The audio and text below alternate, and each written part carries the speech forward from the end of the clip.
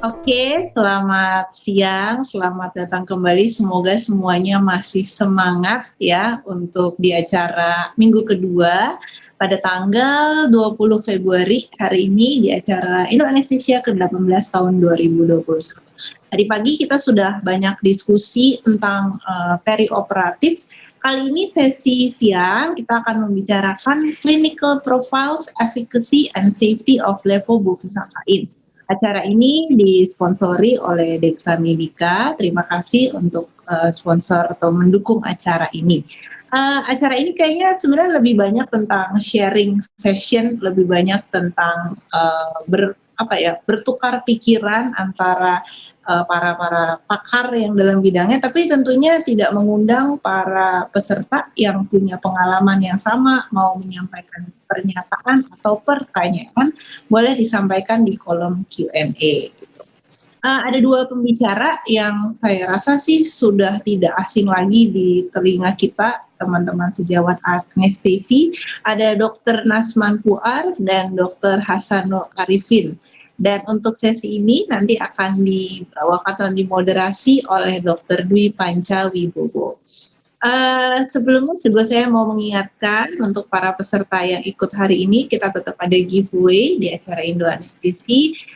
Rajin-rajin banyak bertanya, terus ikut sampai akhir. Nanti di akhir acara kita akan umumkan 3 orang yang beruntung untuk mendapatkan giveaway kita di hari ini. Oke, karena semuanya sudah tidak sabar, mungkin saya boleh ke Dr. Panca untuk memulai. Ya, terima kasih Dr. Trisha. Assalamualaikum warahmatullahi wabarakatuh. Salam sejahtera buat kita semua. Horas. Panca, apa kabar Panca? Ya, baik. Terima kasih. Ini semua sudah hadir, sudah banyak yang menantikan acara cukup penting karena kita biasa mengerjakan sehari-hari dan kita beberapa masih ragu-ragu apa yang sebenarnya ada di dalam apa yang kita akan bicarakan. Kita akan sama-sama membicarakan mengenai clinical profiles, efficacy and safety of levobusulfakain. Bagaimana pengalaman di lapangan yang akan akan membuka wawasan kita. Kita bersyukur karena pada hari ini sudah ada 2 pembicara. Saya sangat mengenal kedua orang dan dua-duanya berasal dari pulau di sebelah barat Indonesia, Sumatera. Yang satu agak di utara, Dr. Hasanul Arifin. Dan yang satu di barat katanya, tapi sebenarnya lebih timur ya dari Sumatera Utara itu ya. Dr. Nasman Puar. Ya, kita akan mulai, tetapi sebelum memulai acara ini, saya akan adakan satu polling dulu mengenai penggunaan levobusulfakain. Bagi para peserta sekalian, tolong diperhatikan polling ini dan diisi dengan baik. Dokter Lasa sudah ikut ini, biar ikut polling ya. Baik, soal polling yang pertama, pertanyaannya adalah apakah dokter pernah menggunakan levobusulfakain untuk spinal anestesi? Tolong dijawab, apakah sudah atau belum pernah? Kemudian pertanyaan yang kedua adalah apakah dokter mengetahui keunggulan levobusulfakain dibandingkan dengan bupivacain? Ini keunggulannya minimal kardiotoksik, minimal neurotoksik, efek analgesia yang panjang, semua benar. Ini boleh dipilih yang mana saja. Boleh lebih dari satu pilihan. Silakan diisi, nanti kita akan lihat.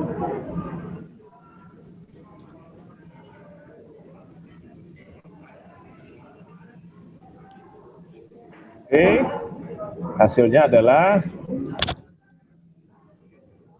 ya, ini adalah jawabannya. Ternyata ya, masih sangat sedikit, bukan, masih separuh yang menggunakan, yang sudah pernah, yang lain belum pernah. Lalu mengenai efek apakah mengetahui keunggulan, rata-rata sudah cukup banyak yang tahu, tapi ini nanti kita akan dipandu kembali oleh 2 pembicara kita pada hari ini, bagaimana sebenarnya penggunaan levobusulfakain dalam praktek sehari-hari. Baik. Nah, kita akan mulai dengan pembicara pertama, yaitu Dr. Nasman Puar. Dr. Nasman Puar ini adalah dokter di Fakultas FK Universitas Andalas di Padang dan bekerja juga di Rumah Sakit Dr. Muhammad Jamil Padang. Dr. Nasman akan memberikan presentasinya. Nanti juga akan ada video ya saya kira Dr. Nasman mengenai penyuntikan levofakain ini dalam prakteknya. Baik. Dr. Nasman Puar, Dr. Nasman mungkin sudah bisa langsung share screen untuk menyampaikan topiknya. Silakan.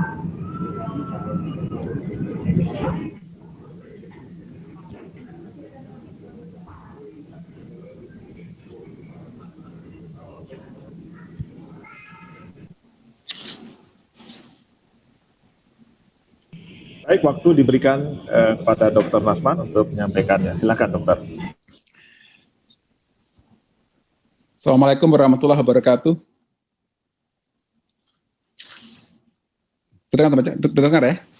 Terdengar jelas sekali, baik sekali. Terima kasih Dr. Panca atas kesempatannya. Ini juga agak tiba-tiba ditodong nih untuk tampil di acara Indo Anestesi ini. Yang saya hormati ada Dr. Susilo ya, kepala ya guru saya yang terhormat, dan pada hadirin yang lain. Pada siang ini saya akan menyampaikan pengalaman tentang pemakaian levofakain. Ini sebenarnya bukan berdasarkan textbook ya, hanya berdasarkan pengalaman. Jadi mungkin saya akan bersejarah sedikit dulu bahwa dulu saya pemakai bupivacain yang heavy, kebetulan mereknya dari produk yang sama, itu DKN. Dan ketika obat efedrin kosong di pabrik, saya membagi DKN itu menjadi 3 kali pemakaian, jadi 6,5 mg. Kemudian saya perpendek lagi, saya pecah lagi menjadi 4 kali, jadi 5 mg per sekali suntik, khusus untuk pasien seksio. Dan optimal, hasilnya bagus. Kemudian begitu, itu saya kombinasi dengan fentanyl ya. Kemudian setelah fentanyl masuk, apoteker saya tiba-tiba menyetop fentanyl, karena efedrin udah masuk, dan saya marahin, karena itu beda-beda kerja saya bilang. Nah, akhirnya saya berkesimpulan, ternyata dengan berpengalaman itu, pemakaian dosis yang minimal, efeknya tercapai, dan efek sampingnya juga dampaknya minimal. Nah, kemudian obat itu di stop oleh 2018-an ya. Kemudian masuk produk ini, Levica. Karena berdasarkan pemakaian yang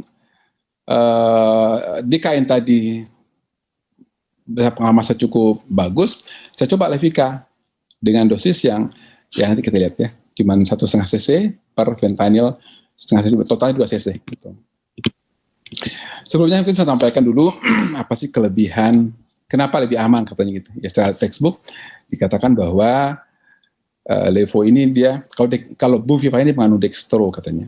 Jadi dikatakan levo memiliki toksisitas yang lebih rendah terhadap jantung dan terhadap sistem saraf pusat dibanding dengan bupivacain sendiri. Gitu. Kalau kita perhatikan dari segi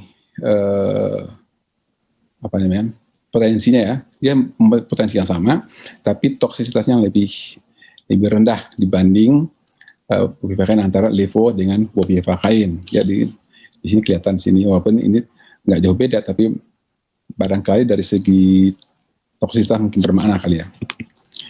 Nah, beberapa penelitian in vitro ini menunjukkan bahwa risiko kardiotoksisitas levo lebih rendah. Karena apa? Karena dia memblokir saluran natrium jantung, dalam keadaan tidak aktif, memblokir saluran ke dalam jantung, mengurangi tingkat depolarisasi maksimal, memperpanjang hantaran atrioventikular dan memperpanjang durasi interval QRS.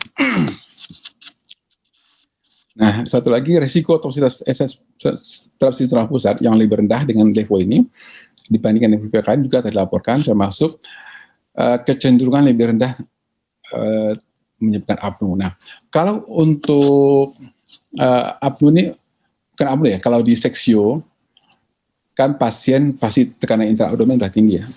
Biasanya pengalaman saya sebelumnya waktu saya memakaikan heavy atau produk lain dengan volume yang sekali suntik itu agak banyak, begitu dia dibaringkan kan saya spinal selalu dalam keadaan duduk, pasien duduk, dia pasti ngeden, walaupun kita udah tolong nih, kan pasien itu pasien gentar, pasien cemas, dia tetap berusaha untuk mengeden, berarti akan naik itu tekanan intraabdomen yang kita tahu peningkatan abdomen juga mempengaruhi langsung ke spinal. Nah, saya sering mengalami pasien yang high spinal, ya, kayak Mas Koki gitu, air hunger, dia nggak bisa ngomong, dia nggak bisa bersuara, tapi dia mengap-mengap gitu, sehingga paling sering langsung ambil face mask dan sungkup. Tapi dengan pemakaian levobuprain yang dosisnya nanti saya sampaikan tadi kecil, alhamdulillah sejak saya pakai 2018 kan belum pernah saya mendapatkan kasus yang seperti itu, yang high spinal itu. Nah, pada pengujian relawan pada manusia ini dari review farmakologi ini ya, lokalisasi tahun 2000, dikatakan bahwa relawan disuntikan bupivacain intravena, 64% diantaranya mengalami gangguan sistem pusat, sedangkan pada levo cuma 36%. Indikasi banyak ya, sama dengan bupivacain. Gitu. Kalau dulu nih saya pernah guyon dengan Dr. Susilo, dok apa sih beda levo sama bupivacain? Sama aja. Terus apa bedanya? Harganya gitu. Nah, itu yang produk yang dulu kan agak mahal, tapi sekarang cukup murah nih. Satu ampul itu 10 cc isinya kalau nggak salah 50 ribuan deh gitu ya. Jadi indikasinya bisa sama ya, bisa untuk perifer bisa, untuk semua deh. Untuk menyedih bija, untuk ilah bisa, dan saya gunakan untuk seksio serta operasi abdomen ke bawah ya. Nah, pada pengalaman saya ini saya gunakan secara spinal 1,5 cc bupivacain ya, levo itu kalau di sini kan dosisnya bilang 7,5 sampai 15 mg, tapi yang saya gunakan adalah 1,5 cc berarti 7,5 mg tambah fentanyl 0,5 mg berarti 2 cc total. Itu bisa juga untuk ilar dan juga bisa untuk epidural. Ini perbandingan intratekal levo dengan hiperbarik bupivacain. Ya, ternyata di sini bahwa yang nyata di sini efek ini saya lihat sendiri, hipotensi, bradikadi dan muntahnya itu lebih jarang. Waktu pemakaian dekain pasien lebih sering muntah, gitu ya.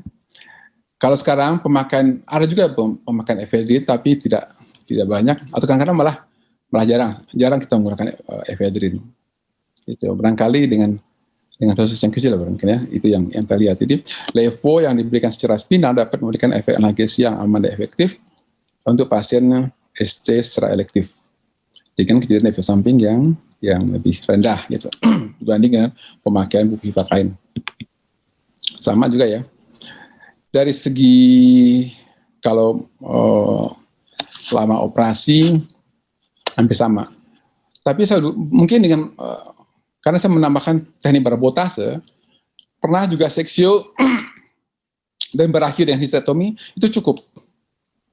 Dan saya nggak perlu menambah obat lain. Gitu. Pernah sesekali mungkin histerektomi kemudian pas mau jahit subkutis ke pasien mulai sakitnya kita tambah dikit ketamin gitu loh. Tapi kadang juga dikasih fentanyl IV juga cukup. Jadi walaupun durasi blok motorik lebih pendek, tapi efek samping ini lebih kecil dibanding Quifax ini dari ini ya, penelitian ini. Dari hemodinamik juga ya kelihatan di sini bahwa levo lebih kecil, lebih insidennya dibanding dengan Quifax lain. Jadi kesan saya itu bahwa penggunaan levo itu lebih stabil, dan satu hal yang menyenangkan, ini mungkin contoh yang nggak baik kali, saya spinal, kemudian saya keluar, OK, apalagi sejak pandemi ini saya nggak mau berlama-lama di kamar operasi, ada asisten saya di kamar operasi, dan itu aman-aman, tenang aja, kemudian saya bikin laporan, nggak ada keluhan apa-apa gitu loh. Jadi penggunaan obat-obat lain, tempat tambahan juga boleh katakan minimal.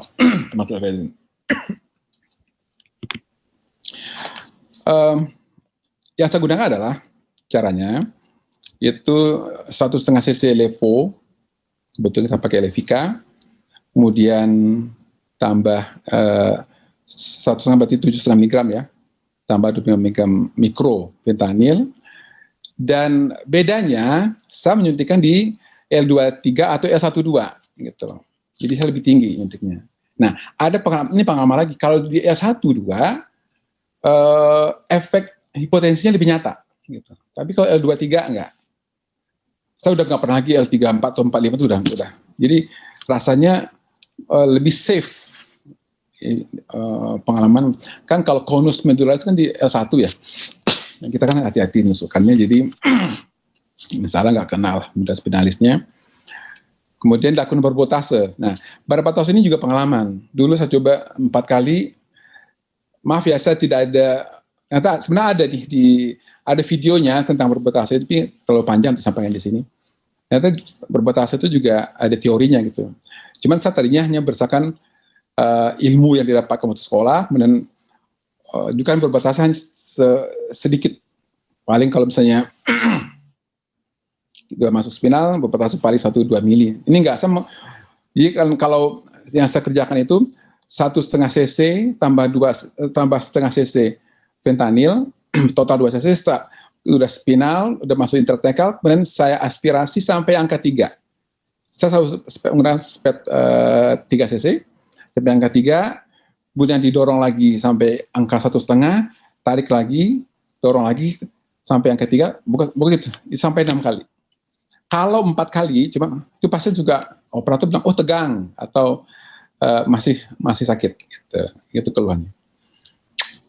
Onsetnya kira-kira, saya hitung tadi sekitar 3,5 menit, jadi mulai suntik sampai pasien dibaringkan, kemudian di desinfektan, pasang dup, terus di insisi pasien udah, di tes prick test itu, pasien sudah nggak nyeri, kemudian di insisi. Pasien sudah mengatakan, terasa, sakit nggak? Terasa, gitu. Itu aja yang saya amati selama ini. Nah, untuk kasus lain, ini saya juga gunakan ortopedi sama. Cuma ortopedi atau kasus, karena ortopedi kan operasi bakal lama. Misalnya TKR ya, gitu loh. Atau ya operator femur ortopedi yang dia ada abdomen ke bawah deh. Saya gunakan 2,5 cc levo tambah setengah, berarti kan 3 cc. Tetap aspirasi juga, gitu loh, berkali-kali. Gitu.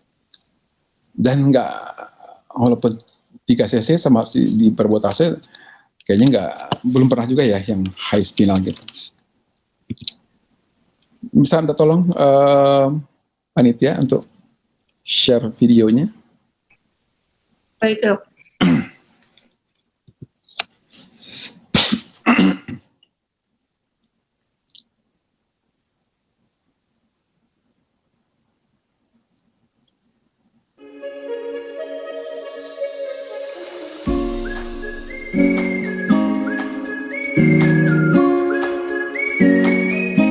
Video cara penyuntikan Levica secara spinal pada operasi sesar oleh Dr. Nasman Puar, spesialis anestesi, konsultan manajemen nyeri.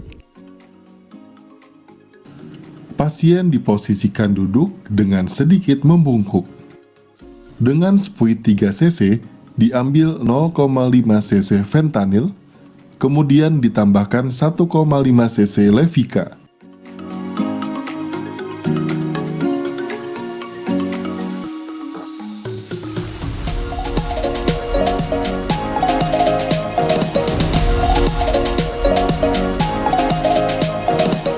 Dilakukan disinfektan pada daerah penusukan.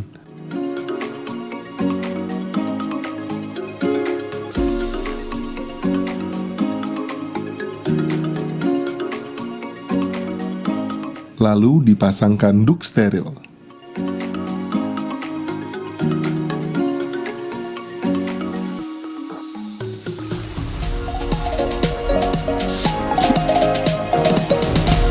Dengan ujung penutup spinokan nomor 27, ditentukan titik penusukan dengan teknik paramedian di antara L2 dan L3. Kemudian jarum spinal ditusukkan. Terasa loss of resistance, stilet dicabut, liquor keluar. Pada saat penyuntikan obat, dilakukan beberapa kali barbotase. Volume obat awal 2 cc dicampur dengan 1 cc liquor hingga menjadi 3 cc. Diinjeksikan 1,5 cc, ditarik lagi hingga 3 cc. Barbotase dilakukan berulang hingga 4-5 kali.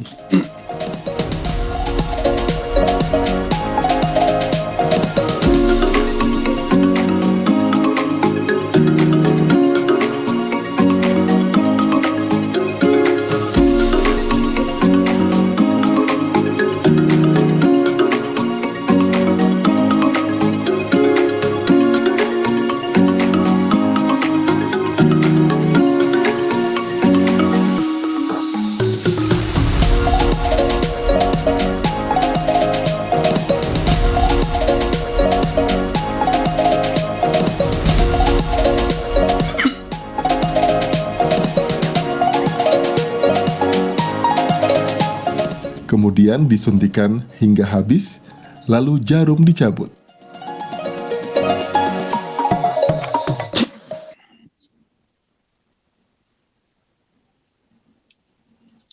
Oke, terima kasih.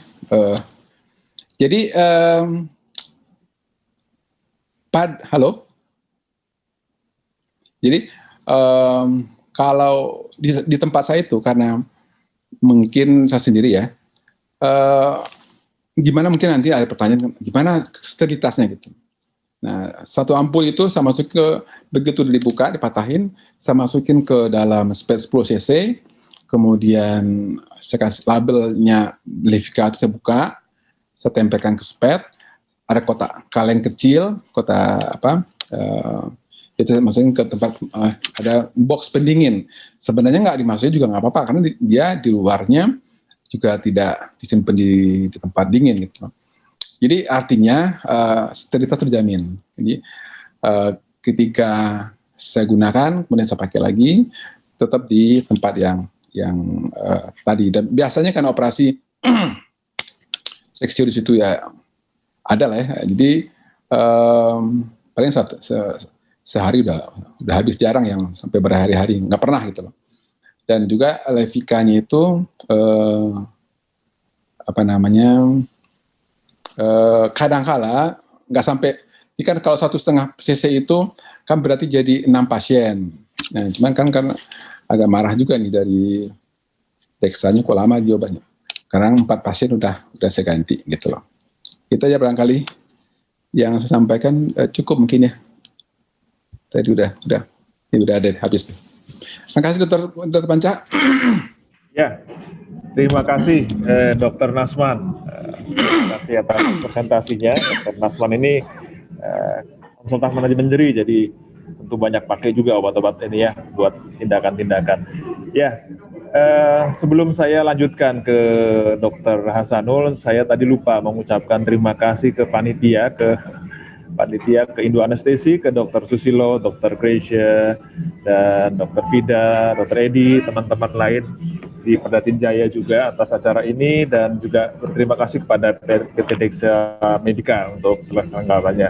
Berikutnya saya akan berikan kesempatan kepada Dr. Hasanul Arifin, spesialis anestesi konsultan intensif care dari Medan. Silakan dokter menyampaikan pengalamannya menggunakan levobuviracain. Berikut keamanan yang bisa disajikan. Silakan Dr. Hasanul, waktunya dipersilakan. Dokter Panca, terima kasih banyak. Assalamualaikum warahmatullahi wabarakatuh. Sudah dengar ya Panca? Sudah dengar ya? Dengar jelas sekali. Oke. Terima kasih pada Dexa Medica, pada panitia. Salam untuk sosiolog juga ini. Tadi main bandnya bagus banget. Nanti lain kali kalau apa kundang ke Medan. Jadi saya pada kesempatan ini akan menyampaikan satu topik. Sebenarnya sama dengan yang disampaikan Dr. Nasman, tapi mungkin dalam versi sedikit berbeda. Sharing.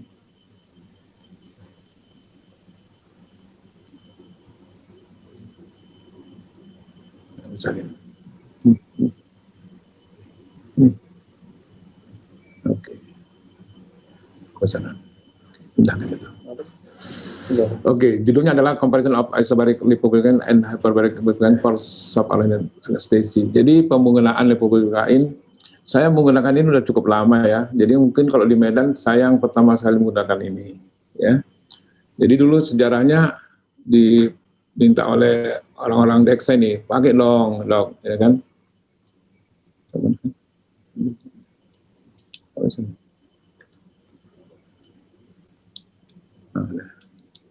Ya, jadi terus kita pakai ini. Pertama dulu saya menggunakannya 4 cc ini.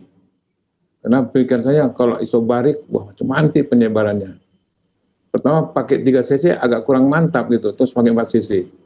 Belakangan adik-adik saya ikut juga pakai 3 cc cukup ini dok, kata orang kita pakai belakangan pakai 3 cc aja, 15 mg. Jadi kalau lipobuviracain isobarik 0,5%, maksudnya 5 mg per cc, tentu menggunakan 15 mg 3 cc. Saya gunakan dengan dosis yang ada di dalam literatur, dan 3 cc itu cukup untuk operasi seksio dan operasi bagian bawah. Ini chemical property sudah tahu, sedikit reaksi alergi nggak ada ya. Kemudian bagus lah pokoknya. Ini tadi udah disampaikan 15 mg ya dosisnya. Kalau mau pakai yang dosis kecil untuk ambulatori mungkin bisa. Dr. Nasman sudah berpengalaman sekali. Dan yang paling penting adalah lipobuviracain ini sama aktingnya dengan buviracain. Tetapi tadi sudah diulang juga less cardiotoxic daripada buviracain dibandingkan dengan buviracain ya. Kemudian kalau untuk timbulnya reaksi alergi atau reaksi ini side effect itu harus dibutuhkan dengan dosis yang cukup tinggi.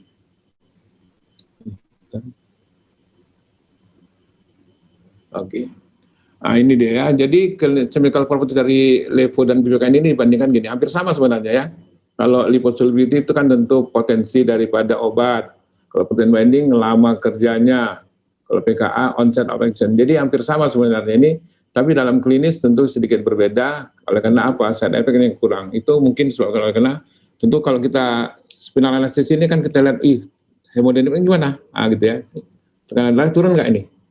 Kalau pakai buviracain pasti mesti rescue dengan cairan dan ephedrine. Ternyata kalau pakai levo ini kok nggak ada ya? Kok nggak perlu pakai kok turun, nggak pernah mual, nggak mual ada tapi nggak terlalu parah, dan tekanannya nggak terlalu turun amat itu, dan aman sekali. Maka sejak itu orang adik-adikku pakai aja terus yang ini, yang levobuviracain, Levika. Jadi itu di satu rumah sakit tempat aku duduk ya.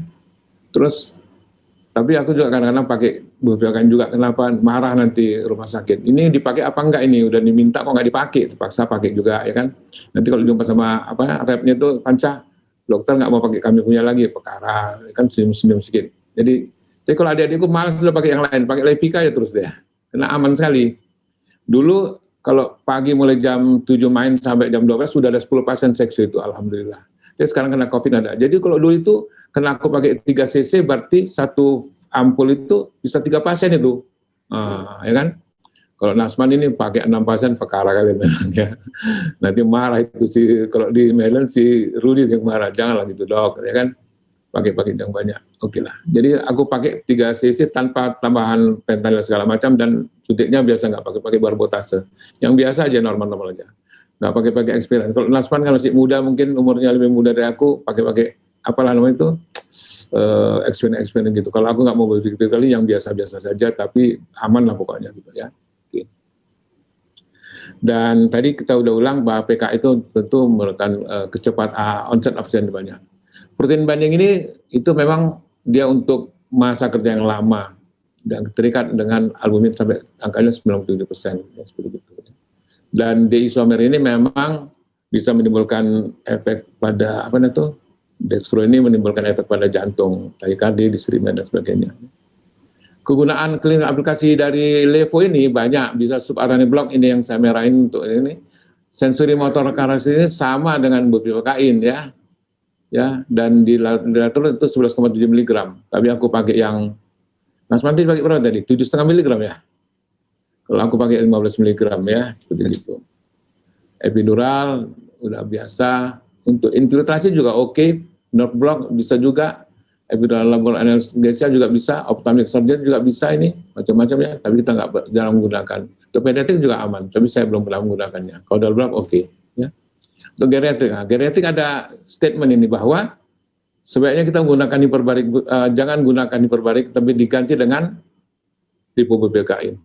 Jadi untuk pasien-pasien yang geriatrik, instead, jadi gunakan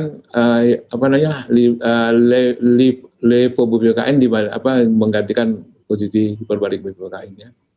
Oleh sekarang. Ini dari literatur bahwa ada kalau efeknya hipotensi ada, nausea ada, vomiting ini, tapi nggak besar-besar amat dibandingkan dengan kalau bupivacain. Nanti kita dari hasil penelitian, bukan penelitian lah, observasi pada 11 kasus nanti aku tunjukkan. Ini hasil observasi 11 kasus pada kasus dengan menggunakan levobupivacain dibandingkan dengan levobupivacain dan pada penelitian teori seperti begitu ini. Jadi onset of sensory block itu 2,18 menit. Dari penelitian dari observasiku, kemudian kalau yang dari Deori dan kawan-kawan tahun 2016 itu lebih cepat dia. Onset motor blocknya 3 menit, tapi pada level yang dari Deori itu 4,2 detik. Masa kerja dihitung dengan 2 dermatom regression 80 menit, sedangkan pada penelitian Deori ada 70 menit, dan pada bupivacain 76 menit. Hampir sama dengan bupivacain pada penelitian Deori ya, jadi hampir sama. Jadi kalau complete motor recovery itu, kalau yang akunya dapatnya 370 menit, itu berapa jam itu? 10 jam ya? 6 jam lebih ya, 6 jam lebih, hampir 7 jam. Kalau yang ini hampir sama jadinya ini ya, dibandingkan dengan kalau levobupivacain yang dibandingkan Deori, dan bupivacain dibandingkan pada Deori, penelitian Deori. Jadi tak jauh beda, ya, aman sekali. Artinya gini, keuntungannya gini, kalau yang kelamaan pula dan nanti nggak enak pada pasiennya, udah siap operasi kok lama kali nih, masih nggak gerak-gerak, ya kan? Udah goyang kaki nggak bisa, macam mana dokter, apa lumpuh terus, ini perkara kita ini. Jadi kalau yang lebih cepat lebih bagus itu ya, itu ya, kayak Medan cakapnya ini. Ini untuk impact hemodinamik, perhatikan ya, waktu baseline ini 149, onset dicapai 136, blok udah tercapai 127, jadi rasanya turunnya nggak berapa ini ya. Kira-kira cuma pernah 15% sampai onset blok tercapai. Jadi mungkin itu yang menyebabkan pasien nggak terlalu banyak mengeluh. Ya, dia juga enggak. Harinya juga tidak terlalu berubah, ya toh. Kalau apalagi RR ya seperti gitu. Ya, SPO2 juga nggak terpengaruh. Aman. Dari observasi 11 kasus spinal analisis dengan levobupivacain ada 3 kasus yang mengalami mual, ya pasien seksio, kuretase dan turpe, kemudian menggigil 3 kasus. Dibandingkan dengan itu hampir sama sebenarnya ya. Mual dari kasus ini, tekanan darah yang kuukur itu dari 184 sampai dengan 108 pada itu. Maka turunnya 36%. Mungkin ini yang menyebabkan kena penurunan 36% dari base-nya tekanan darahnya, tensinya, mungkin jadi mual ya karena perfusi ke otak kurang. Tapi kalau yang ini kenapa mual juga ini pada pasien turpe ini? Padahal cuma 15% turunnya, ya kan? Itu bingung juga kita nanti. Nanti mungkin bisa didiskusikan. Ini 23% turunnya, ya. Sebenarnya kalau dari teorinya nausea dan vomiting itu terutama disebabkan oleh cerebral overflow yang menurun, konsekuensi dari hipotensi. Tapi ini kan tidak terlalu hipotensi, kecuali pada pasien yang satu tadi, ya kan. Mungkin yang lain kalau udah masuk operasinya mungkin ya kalau peritoneum yang stretch peritoneum itu tergoyang-goyang mungkin seperti gitu ya. Tapi mungkin ini kita belum tahu nanti kita kira-kira kenapa itu. Mungkin dokter Naswan juga punya pengalaman, kita diskusikan. Kalau menggigil, ini menggigil pada pasien-pasien dengan turpe, sisi SDT dan sistoskopi. Ini kenapa menggigil kita nggak juga. Mungkin terlalu dingin AC-nya atau apa. Tapi hubungan dengan ini kayak nggak berapa ini perubahan tekanan darah nggak berapa ya. Perubahan HRT juga nggak berapa besar. Jadi mungkin menggigilnya kenapa ini. Tapi tidak sampai rescue dengan peptidin ini. Yang tadi yang mual juga tidak pakai rescue dengan obat-obat anti muntah. Ya. Nah ini, kita perhatikan coba ini ya. Bahwa dari penelitian yang dilakukan pada pasien penelitian siapa ini? Herrera ya, 2014 didapatkan begini. Bahwa pada pasien-pasien yang menggunakan levobutirain dibandingkan bupivacain pada penelitian Guller dan 2012, maka perubahannya itu besar sekali ya, perbedaannya ya. Kalau penurunan duration of blood itu 99 menit, sedangkan bagaimana sebenarnya ini?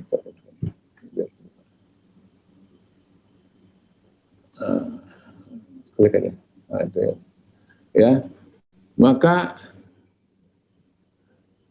dan insiden hipotensinya ternyata lebih sedikit pada levo dibandingkan dengan bupivacain ya. Kita lihat ini ya. Kemudian kalau pada penelitian yang berikutnya sama saja, ya toh. Perbedaannya demikian juga. Nah, yang bisa kita lihat juga perbedaan ini kalau yang seperti yang disampaikan oleh Dr. Naswan tadi, levo dengan fentanyl ternyata hipotensinya juga tidak berapa besar ya, hampir sama. Nah, ini pada perubahan isobarik bupivacain dibandingkan dengan levobupivacain sangat berbeda ya, 42% dengan 17,5% ya, ini berbeda sekali. Jadi kesimpulannya bahwa memang hemodinamik pada penggunaan levobupivacain itu sangat rendah dan sangat minimal dibandingkan dengan kalau menggunakan bupivacain ya, begitu.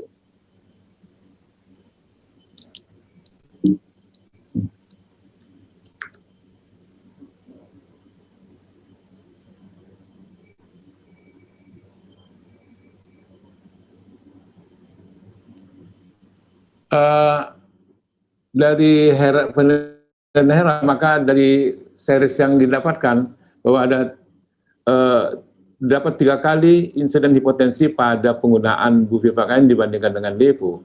Tetapi pada levo katanya ada 2,5 kali lebih insiden untuk transfusi red blood corpuscle transfusion ya.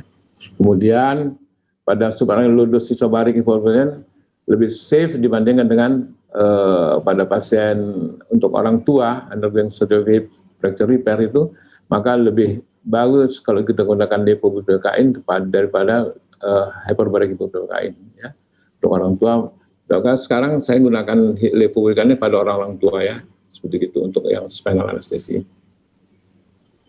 Kalau tadi sudah sampaikan kenapa better hemodynamic, ternyata katanya levobupivacain itu memberikan vasoconstricting yang lebih kuat dibandingkan dengan bupivacain. Jadi, karena efek vasoconstrictor pada levobupivacain, maka levo itu lebih tidak menimbulkan gangguan hemodinamik. Karena vasodilitasi yang diatur oleh bupivacain itu lebih besar dibandingkan dengan kalau pada levobupivacain. Karena ada efek vasoconstrictor dari si levonya ya.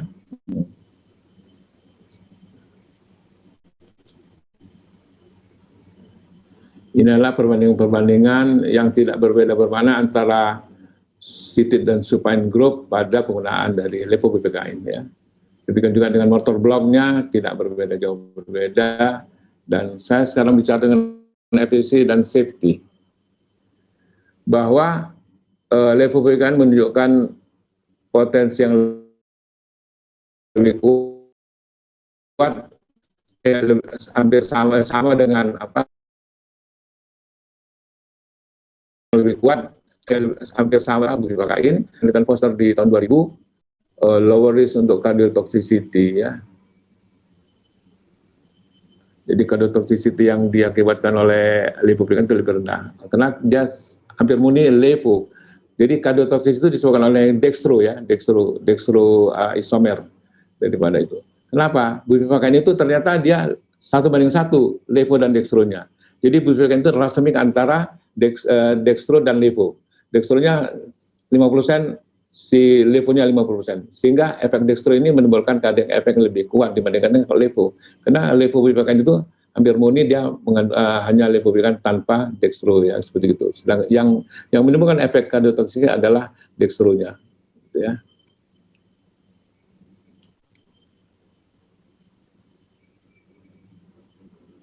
Jadi habisnya masa kerja daripada levo ini hampir sama dengan si bupivacain, sekitar 6,5 jam. Dari penelitian tadi kami melakukan 380 menit, 370 menit, sedangkan dari penelitian yang lain 370 dan 380 menit. Jadi beda-beda 8-10 menit ya.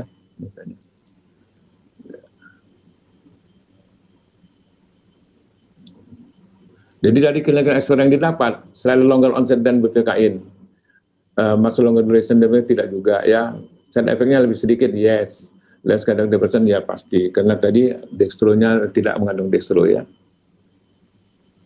Dan hati-hati pada hyperbaric solution seperti pada hyperbaric bupivacain, ini bisa terjadi sudden cardiac arrest. Kenapa bilang? Kena extension dari sympathetic block. Jadi sympathetic block terblok dengan cepat dan extension, maka nggak bisa dia melawan lagi. Nggak bisa bikin tahikardi, maka selalu jadi bradikardi timbul. Ini kalau walaupun jarang terjadi ya, karena kita lakukan pelan-pelan. Ya, jadi kalau isobarik tentu memberikan efek yang sensitif terhadap kejadian tersebut ya.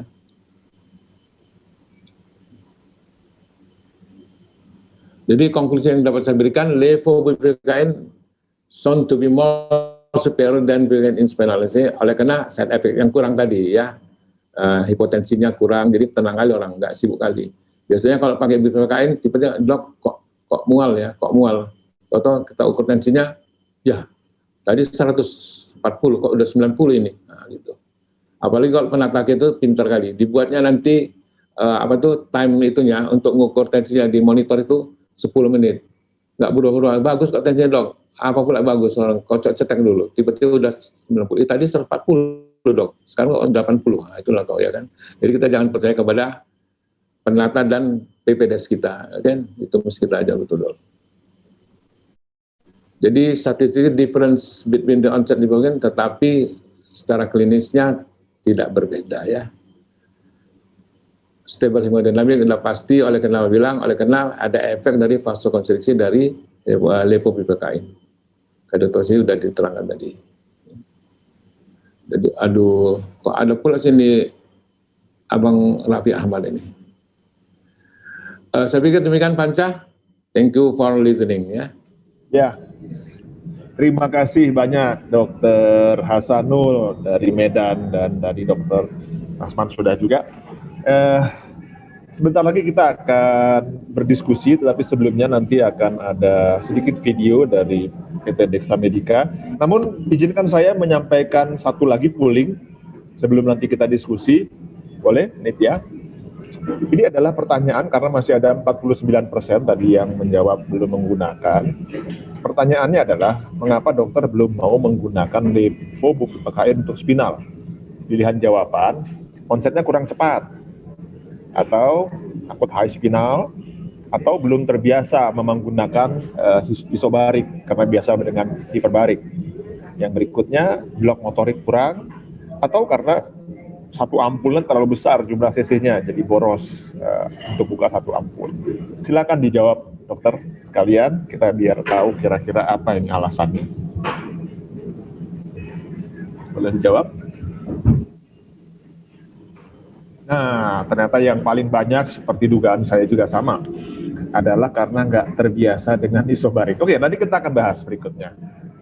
Saya persilakan untuk pemutaran video dari PT Dexa Medica sebelum kita berdiskusi. Ya. Levica merupakan anestesi lokal yang memiliki profil keamanan yang lebih baik dibandingkan bupivacain. Levica yang mengandung levobupivacain 5 mg per mililiter memiliki beberapa keunggulan dibandingkan bupivacain, antara lain terbiasa ya. toksisitas terhadap kardiovaskular dan sistem syaraf pusat yang lebih minimal, efek samping hipotensi, mual, dan muntah yang lebih minimal. Selain itu, Levika sudah mendapatkan approval dari Badan POM untuk pemberian secara intratekal atau secara spinal.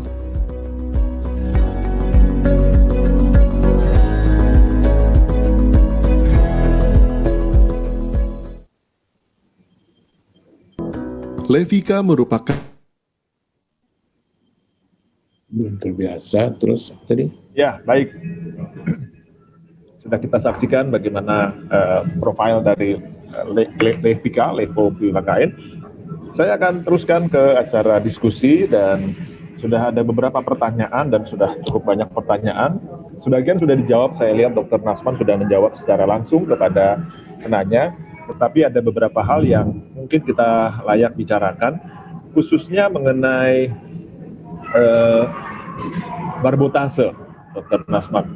Ya, ini mungkin kita perlu sampaikan ada beberapa pertanyaan mengenai barbotase dari Dr.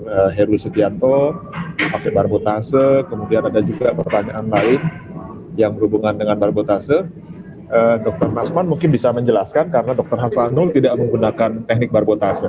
Mungkin Dr. Nasman bisa menjelaskan. Saya nggak gunakan itu. Ya, Dr. Nasman bisa menjelaskan alasan, lalu bagaimana keamanan menggunakan barbotase dengan risiko high spinal dan sebagainya. Silakan Dr. Nasman. Ya, terima kasih Dr. Panca. Di awal saya sudah katakan tadi kenapa sejarahnya saya menggunakan dosis kecil, karena kekosongan efedrin, kemudian masuk fentanyl, obat dekain saya bagi jadi 4 pasien, tadi 3 pasien jadi 4 pasien. Berdasarkan itu ketika Levika masuk, memang repnya agak rajin nih memprospek saya. Saya gunakan dengan dosis yang kecil. Dasarnya itu tadi, karena ketika saya menggunakan dekain, itu kan juga totalnya kan 1,5 cc, lebih dikit lah 1,6 ya. Nah, jadi saya gunakan Levika, tapi tanpa fentanyl, kemudian barbotasenya awal-awal itu kan masih ada perasaan cemas-cemas ya, ngeri-ngeri sedap gitu. Paling 2 atau 3 kali lah gitu. Tapi pas merasakan masih nggak nyaman, operator juga gitu. Berjalannya waktu, ya ini lagi-lagi maaf ya, saya tidak berdasarkan textbook. Ada memang video tentang barbotase itu, ada video ini agak panjang, 17 menit, susah, nggak bisa kita share di sini. Nah, jadi setelah saya barbotase dengan frekuensi yang lebih sampai 6 kali, itu tercapai ke ketinggian bloknya. Mungkin juga menjawab pertanyaan Dr. Ade tadi, mual muntah boleh dikatakan nggak ada. Jadi bukti gini, karena begitu saya habis spinal, kemudian udah barbotase sekian kali, udah kita pasang, udah siap semua, kemudian saya keluar, pas injisi udah saya keluar bikin laporan, nggak ada laporan apa-apa pun. Misalnya pasti saya Pak perlu pasi ini nggak nih, ini menggigil nggak? Boleh katakan hampir nggak pernah saya mendapatkan, jarang sekali shivering. Kemudian mual muntah itu jarang sekali, karena dia akan cari saya ke Pak, kasih apa nih gitu. Alhamdulillah saya tidak pernah kasih apa-apa. Mual muntah juga gitu. Dan yang menguntungkan, nah ini yang paling, berapa kali acara ini juga pernah saya sampaikan, high spinal tidak pernah. Jadi dulu kan agak mengganggu buat pasien, begitu kita baringkan kemudian nggak bisa ngomong, dia agak gelisah, terpaksa kita sungkup, karena kan terpaksa habis sungkup masuk biar tenang, dikasih propofol gitu. Ini alhamdulillah nggak pernah. Mudah-mudahan ke depan yang seperti tadi. Jadi yang saya untungkan juga menjawab pertanyaan Pak Hudono, Dr. Hudono Halim, bahwa dengan menggunakan barbotase sekian kali, durasinya bisa lebih panjang. Saya tidak menghitung lagi, tidak menghitung waktunya, tapi karena pernah kasus dengan Tobi itu bisa gitu tanpa obat apa-apa gitu loh. Mungkin itu berbotase itu Dr. Panca. Ya, jadi itu menjawab. Lalu ada satu pertanyaan mengenai barbotase dan pada ILA, Dr. Nasman. Dr. Nasman mungkin punya jawaban untuk pertanyaan itu. Oh, maaf ya. Nah, kalau ILA gini, ILA ini kan tergantung operator ya. Gitu. Mungkin Dr. Panca bisa ILA di rumah sakit karena macet, dokternya nggak bisa keluar. Dulu saya orang pertama di ILA di Padang ini saya, dan perempuan pertama yang saya ILA istri saya sendiri gitu loh. Nah, jadi anak ketiga akhirnya di Padang begitu udah SPN dapat lagi hamil satu udah punya anak ketiga dan saya ILA gitu loh. Berapa tahun sini udah jarang saya ILA dan Levika saya nggak pernah menggunakan ILA karena ILA itu permintaan dari pasien dan operator. Nah dulu ada operatornya, sekarang dia udah masuk ke lain. Tapi kayaknya di Padang udah jarang ILA saya dengar gitu Pak. Oke, baik. Ya, Dokter Hasanul ada yang mau menambahkan mengenai ini atau memberikan komentar mengenai khususnya mengenai barbotase tadi nih, cerita barbotase. Kenapa Dokter Hasanul tidak menggunakan barbotase dan menggunakan dosis yang konvensional begitu? Silakan Dokter Hasanul. Jadi berdasarkan pengalaman dengan buprokain biasa, maka saya nggak pernah lakukan barbotase di buprokain seperti itu. Kemudian saya coba yang pertama yang saya ngakui pakai 4 cc itu. Nah saya takut nanti penyebarannya udah. Dan itu waktu itu saya buat kayak nyemprot itu supaya menyebar untuk posisinya. Dan posisi itu waktu itu datar aja itu. Pertama waktu itu kan posisi duduk. Kemudian rentangkan datar. Aman-aman aja. Kemudian waktu yang 3 sisi juga aman aja gitu. Nggak pernah ada barbotase saya buat. Jadi menurut saya pemikiran saya gini. Dosis apa namanya? Yang disebut dengan dosis adalah miligram ya. Menurut Covino, dosis adalah miligram untuk mencapai berapa segmen itu. Tapi juga volume menentukan. Tapi kalau volumenya dengan volume, maksudnya gini, kalau misalkan yang 15 miligram itu dalam 6 cc, tentu penyebarannya jauh. Mungkin potensinya kurang karena miligramnya kurang, gitu ya. Tapi kalau yang tadi Dr. Nasman punya, kan dengan 7,5 miligram itu. Barbotase mungkin ditujukan untuk menambah volume itu ya, mungkin pemikiran kita untuk penyebaran ya, untuk membantu penyebaran karena volumenya sedikit. Jadi menurut saya mungkin kali-kali mungkin nggak usah barbotase tapi volume ditambah mungkin ya logikanya seperti itu.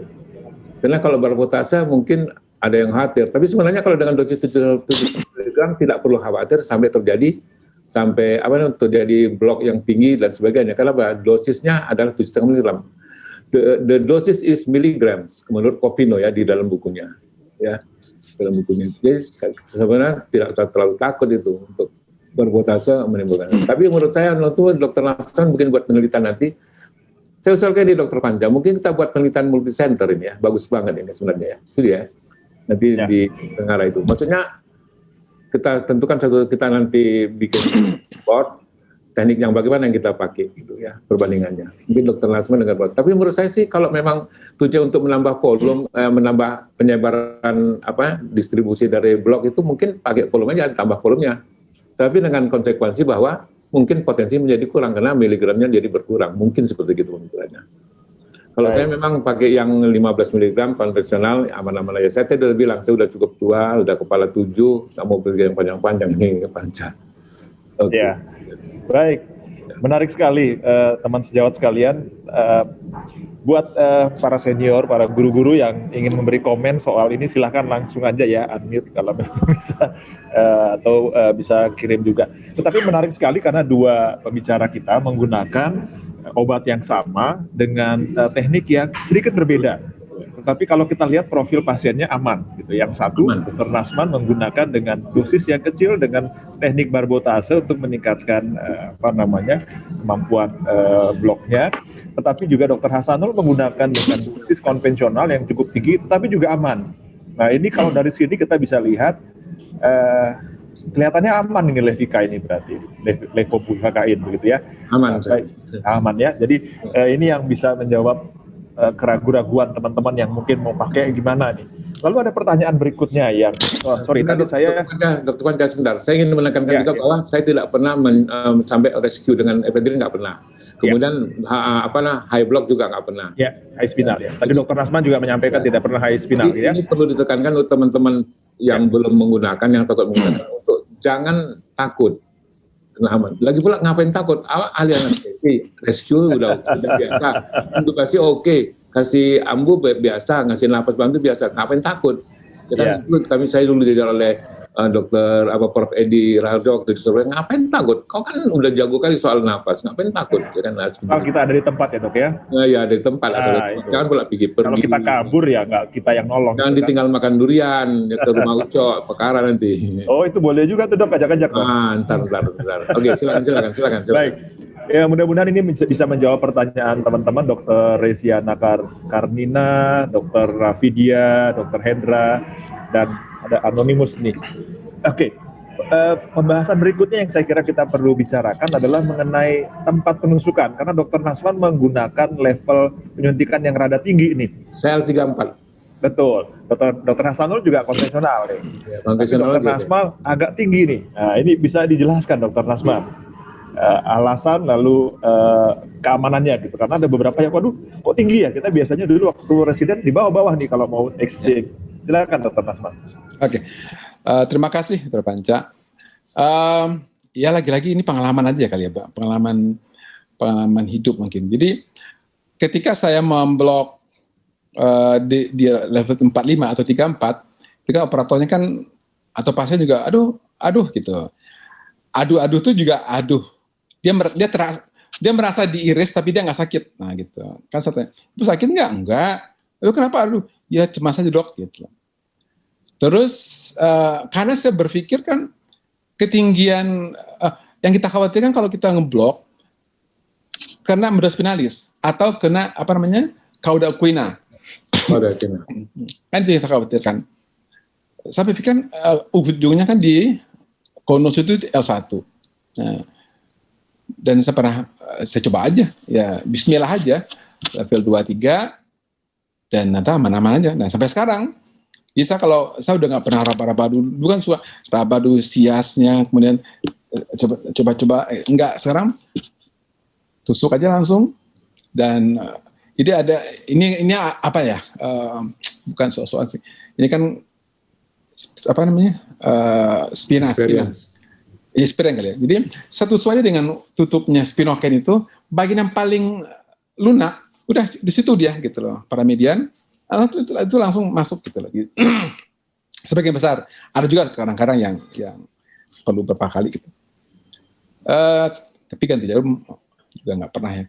Jadi itu barangkali yang saya nggak bisa mengilmiahkan nih.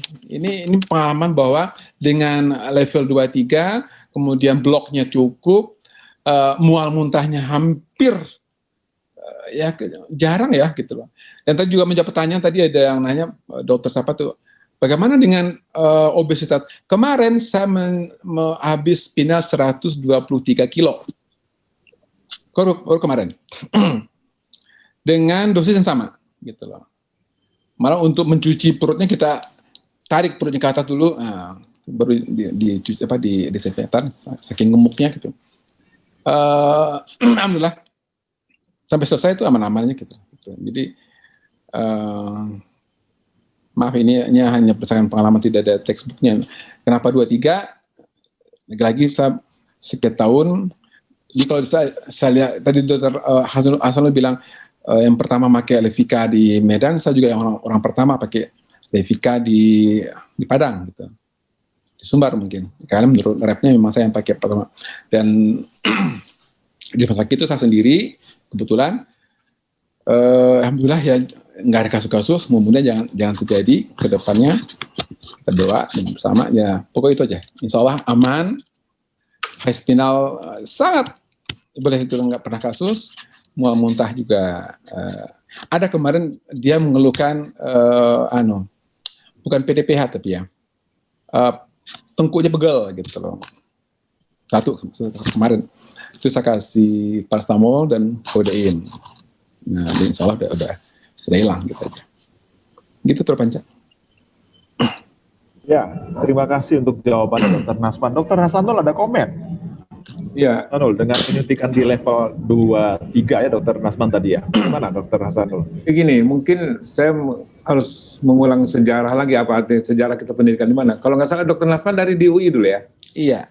Oh ya, saya kan di Surabaya di. Surabaya kan terkenal dengan apa itu namanya itu?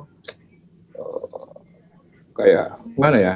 Pokoknya jangan macam-macam gitu. Nah, itu jelas itu. Jangan coba-coba macam-macam. Di luar garis on you have to on the right track. Jangan di sebelah-sebelah. Kalau saya guru saya ini bosnya. Iya, makanya saya tahu. Jadi kalau di sana kan Prof Edi itu jangan coba-coba. Kita tahu itu nanti, apalagi almarhum Profesor Hartono ya. Jadi kalau di L34 jangan kau coba-coba ambil ke atas atau ke bawah lagi, jangan itu. Situ aja dapatkan itu. Jadi itu seperti itu, mungkin seperti itu. Dan kan sekarang gini, pengalaman kalau kita gini, kalau aman di satu posisi ngapain pindah-pindah gitu loh, apa Dokter Panca? Itu saya masih apa nih istilah itu ya. Dan saya tahu kalau macam yang Dokter Susilo itu kan experience benar ya, suka kali bertualang gitu ya. Saya tahu itu, maka murid ini pasti seperti itu juga. Coba kalau tanya coba anak-anak yang keluar dari Surabaya sana, pasti seperti saya kelakuannya itu. Kecuali kalau anak yang begal-begal lain lah, begal-begal lain ya. Dulu ada kakak kelasnya juga gitu, ketahuan juga akhirnya. Ini aja bang, nggak apa-apa bang gitu. Dokter Edi Arno itu yang apa Abri kebetulan dia. Gini aja bang, nggak apa-apa bang, kita janganlah mas, kita masih mau cepat sekolah sini, jangan cepat nanti diperlenggat sekolah kita jadinya udah. Kita kira-kira gitu. Tapi menurut saya kalau di dalam pendidikan kita harus ikut dalam core dari pendidikan itu, artinya SOP yang benar itu bagaimana. Perkara kita nanti bereksperimen di tempat setelah selesai itu oke. Tapi saya nasihatkan untuk yang PPDS yang mendengar ini jangan coba-coba untuk bereksperimen sendiri tanpa pengetahuan oleh pengampu. Minta izin. Kalau di Surabaya perkara ini Panca. Ketahuan, kenapa kok diselisih satu level? Perkara itu pertanggungjawabannya berat sekali tuh di hari Sabtu itu naik panggung gitu. Biasanya seperti gitu. Saya nggak tahu sekarang ini. Gitu Panca. Jadi menurut saya sih termasuk orang yang ya biasa-biasa saja untuk itu. Ya, tahu seperti itu. Jadi supaya bisa bukan dipertanggungjawabkan. Semua pertanyaannya kepada kita sendiri memang terpulang. Dan kalau sekarang gini, maksudnya gini, orang bisa baca literatur loh, buka Google ya kan, loh kok di sini ya, kan normalnya di sini. Itu pertanyaan kadang-kadang ditangkap oleh oleh jaksa segala macam, ya. Paris itu pasti baca dia kayak gini-gini. Nah, kira-kira gitu, mungkin seperti gitu, pemikiran saya seperti gitu. Baik, terima kasih Dokter Hasanul. Saya mau bold sedikit. Saya catat sedikit. Tadi Dokter Nasman jelas sekali menyatakan ujungnya konus medularis ada di level L1. Jadi selama itu masih di bawah itu sebenarnya tidak ada masalah sebenarnya. Itu sebenarnya. Tapi saya mau sampaikan demikian. Dari dua pembicaraan kita mengenai level penyuntikan pun ternyata dengan beda level obat ini aman. Karena outcome-nya tidak berubah gitu. Betul. Saya pikir itu intinya. Kita tidak permasalahkan oke, dari mana ini atau bagaimana ininya, tapi menurut saya demikian. Kalau ada beberapa teman yang mempertanyakan misalnya referensinya mana, boleh dicari bisa, tetapi selama anatominya masih sesuai dengan yang tadi Dokter Nasman sampaikan, rasanya tidak ada masalah. Karena kita juga dasarnya kan menyuntik sesuatu, memberikan sesuatu berdasarkan anatomi dan fisiologi. Melakukan blok, melakukan pembiusan, saya kira Dokter Hasanul kita sepakat ya. Itu semua ada, walaupun mungkin demi keamanan maka kita mengajarkan seperti ini di pendidikan dan sebagainya. Ya, nah saya kira itu. Tapi ada juga tadi yang bertanya mengenai ini kok dasarnya pengalaman. Betul pengalaman, tetapi pengalaman dengan reference juga. Nggak mungkin kita melakukan sesuatu yang berbahaya karena coba-coba. Apalagi ini sesuatu kegiatan yang besar. Kita melakukan pembiusan. Saya pernah menjadi tim investigasi kasus yang sebelumnya bahaya sekali kalau sampai kita ada masalah. Jadi saya mau klarifikasi karena banyak yang mendengarkan, tetap ini semua dalam koridor keamanan. Jadi bukan sekedar pengalaman, walaupun banyak disampaikan Dokter Nasman, Dokter Hasanul pengalaman, tetapi semua ini ada referensinya. Saya kira ya Dokter Nasman, Dokter Hasanul, setuju ya? Bisa nambah dikit ya? Boleh, silakan Dokter Nasman. Masih banyak waktu kita. Ketika saya menggunakan di level 3-4 dengan frekuensi yang sama barbotasenya, ternyata ketinggiannya nggak tercapai. Gitu. Ini kan lagi-lagi pengalaman. Nah terus, kenapa ya? Akhirnya Pak gimana? Ya tambah dikit deh. Kadang kita suka nambahin propofol atau kadang-kadang ketamin. Nah saya berpikir jangan blok tadi kurang nih.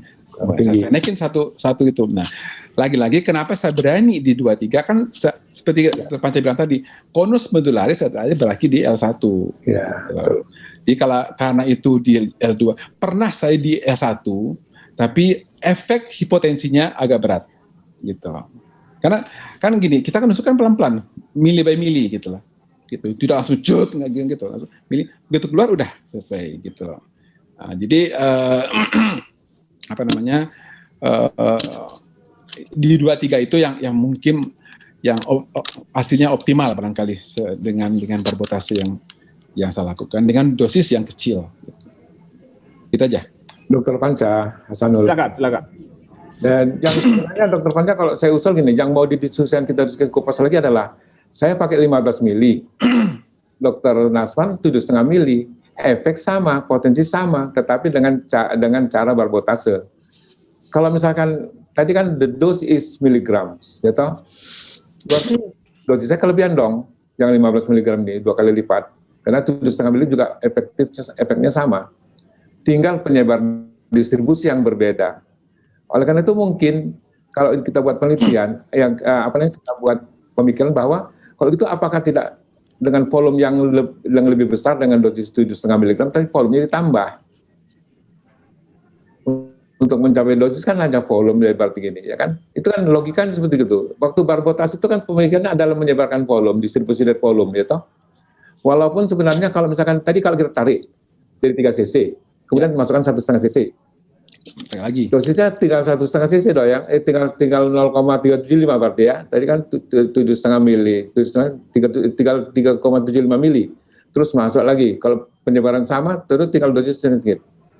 Tapi tentu penyebarannya gimana itu logikanya, kan itu penting. Apakah tidak lebih baik dalam dosis yang dengan volume yang sama, dalam volume yang diberikan, misalkan jadi 5 cc, misalkan jadi berapa itu?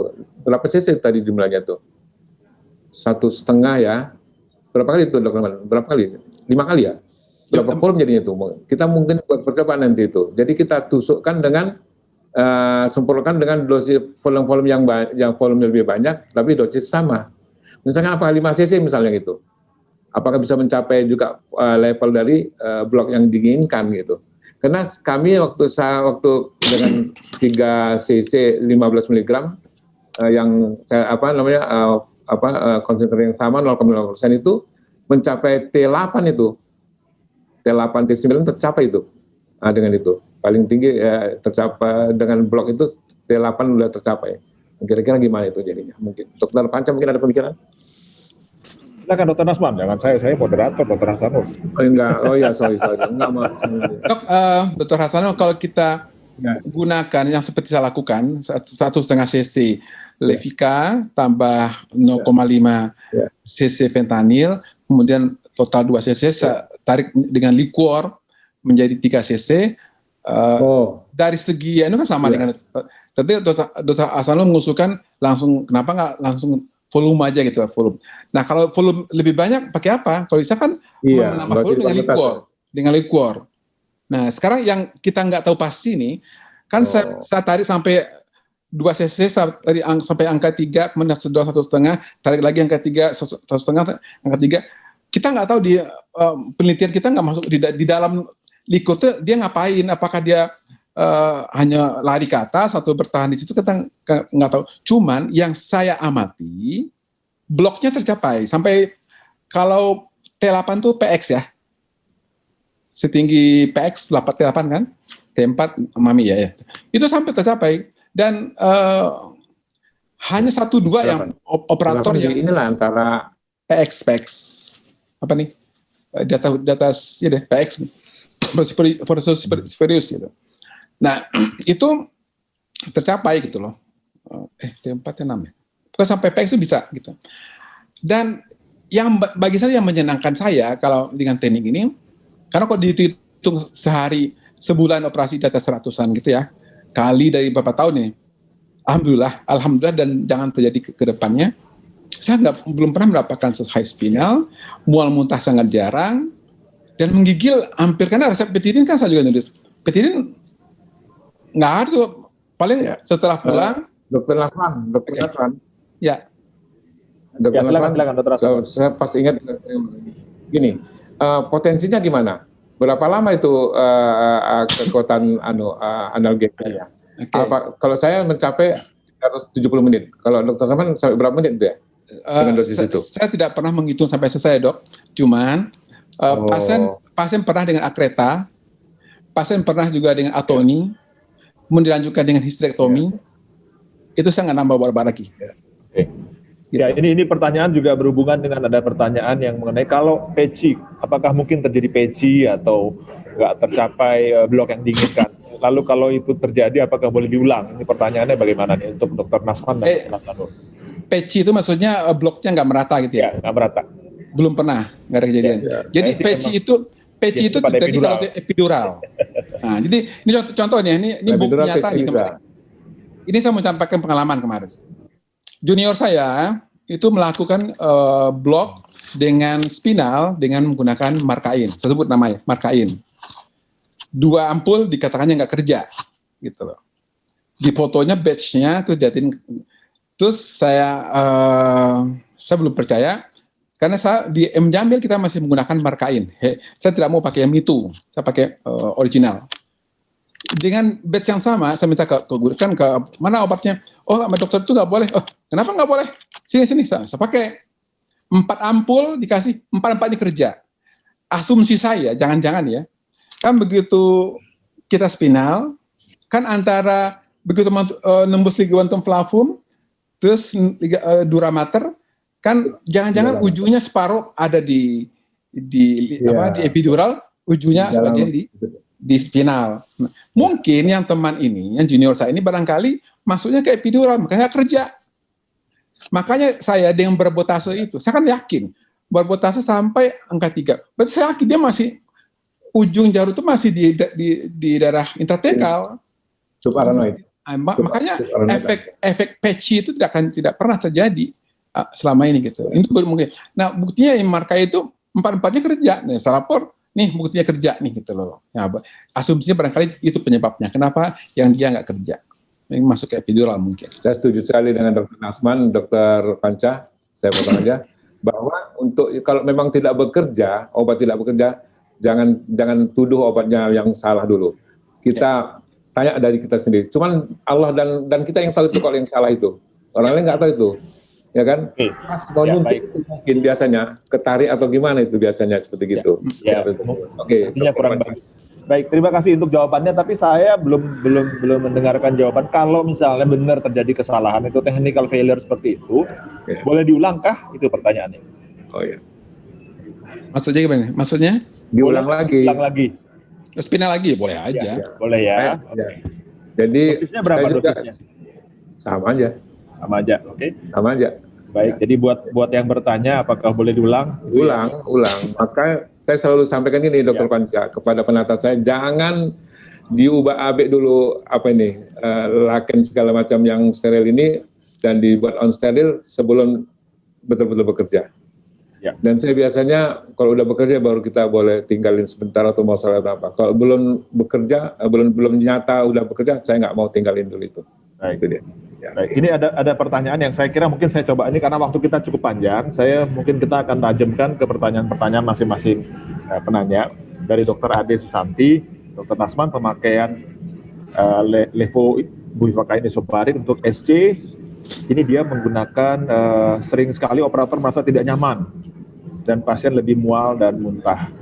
Saat manipulasi uterus juga pada apendik terjadi hal yang sama. Bagaimana mengatasi hal ini? Apakah spinalnya kurang tinggi?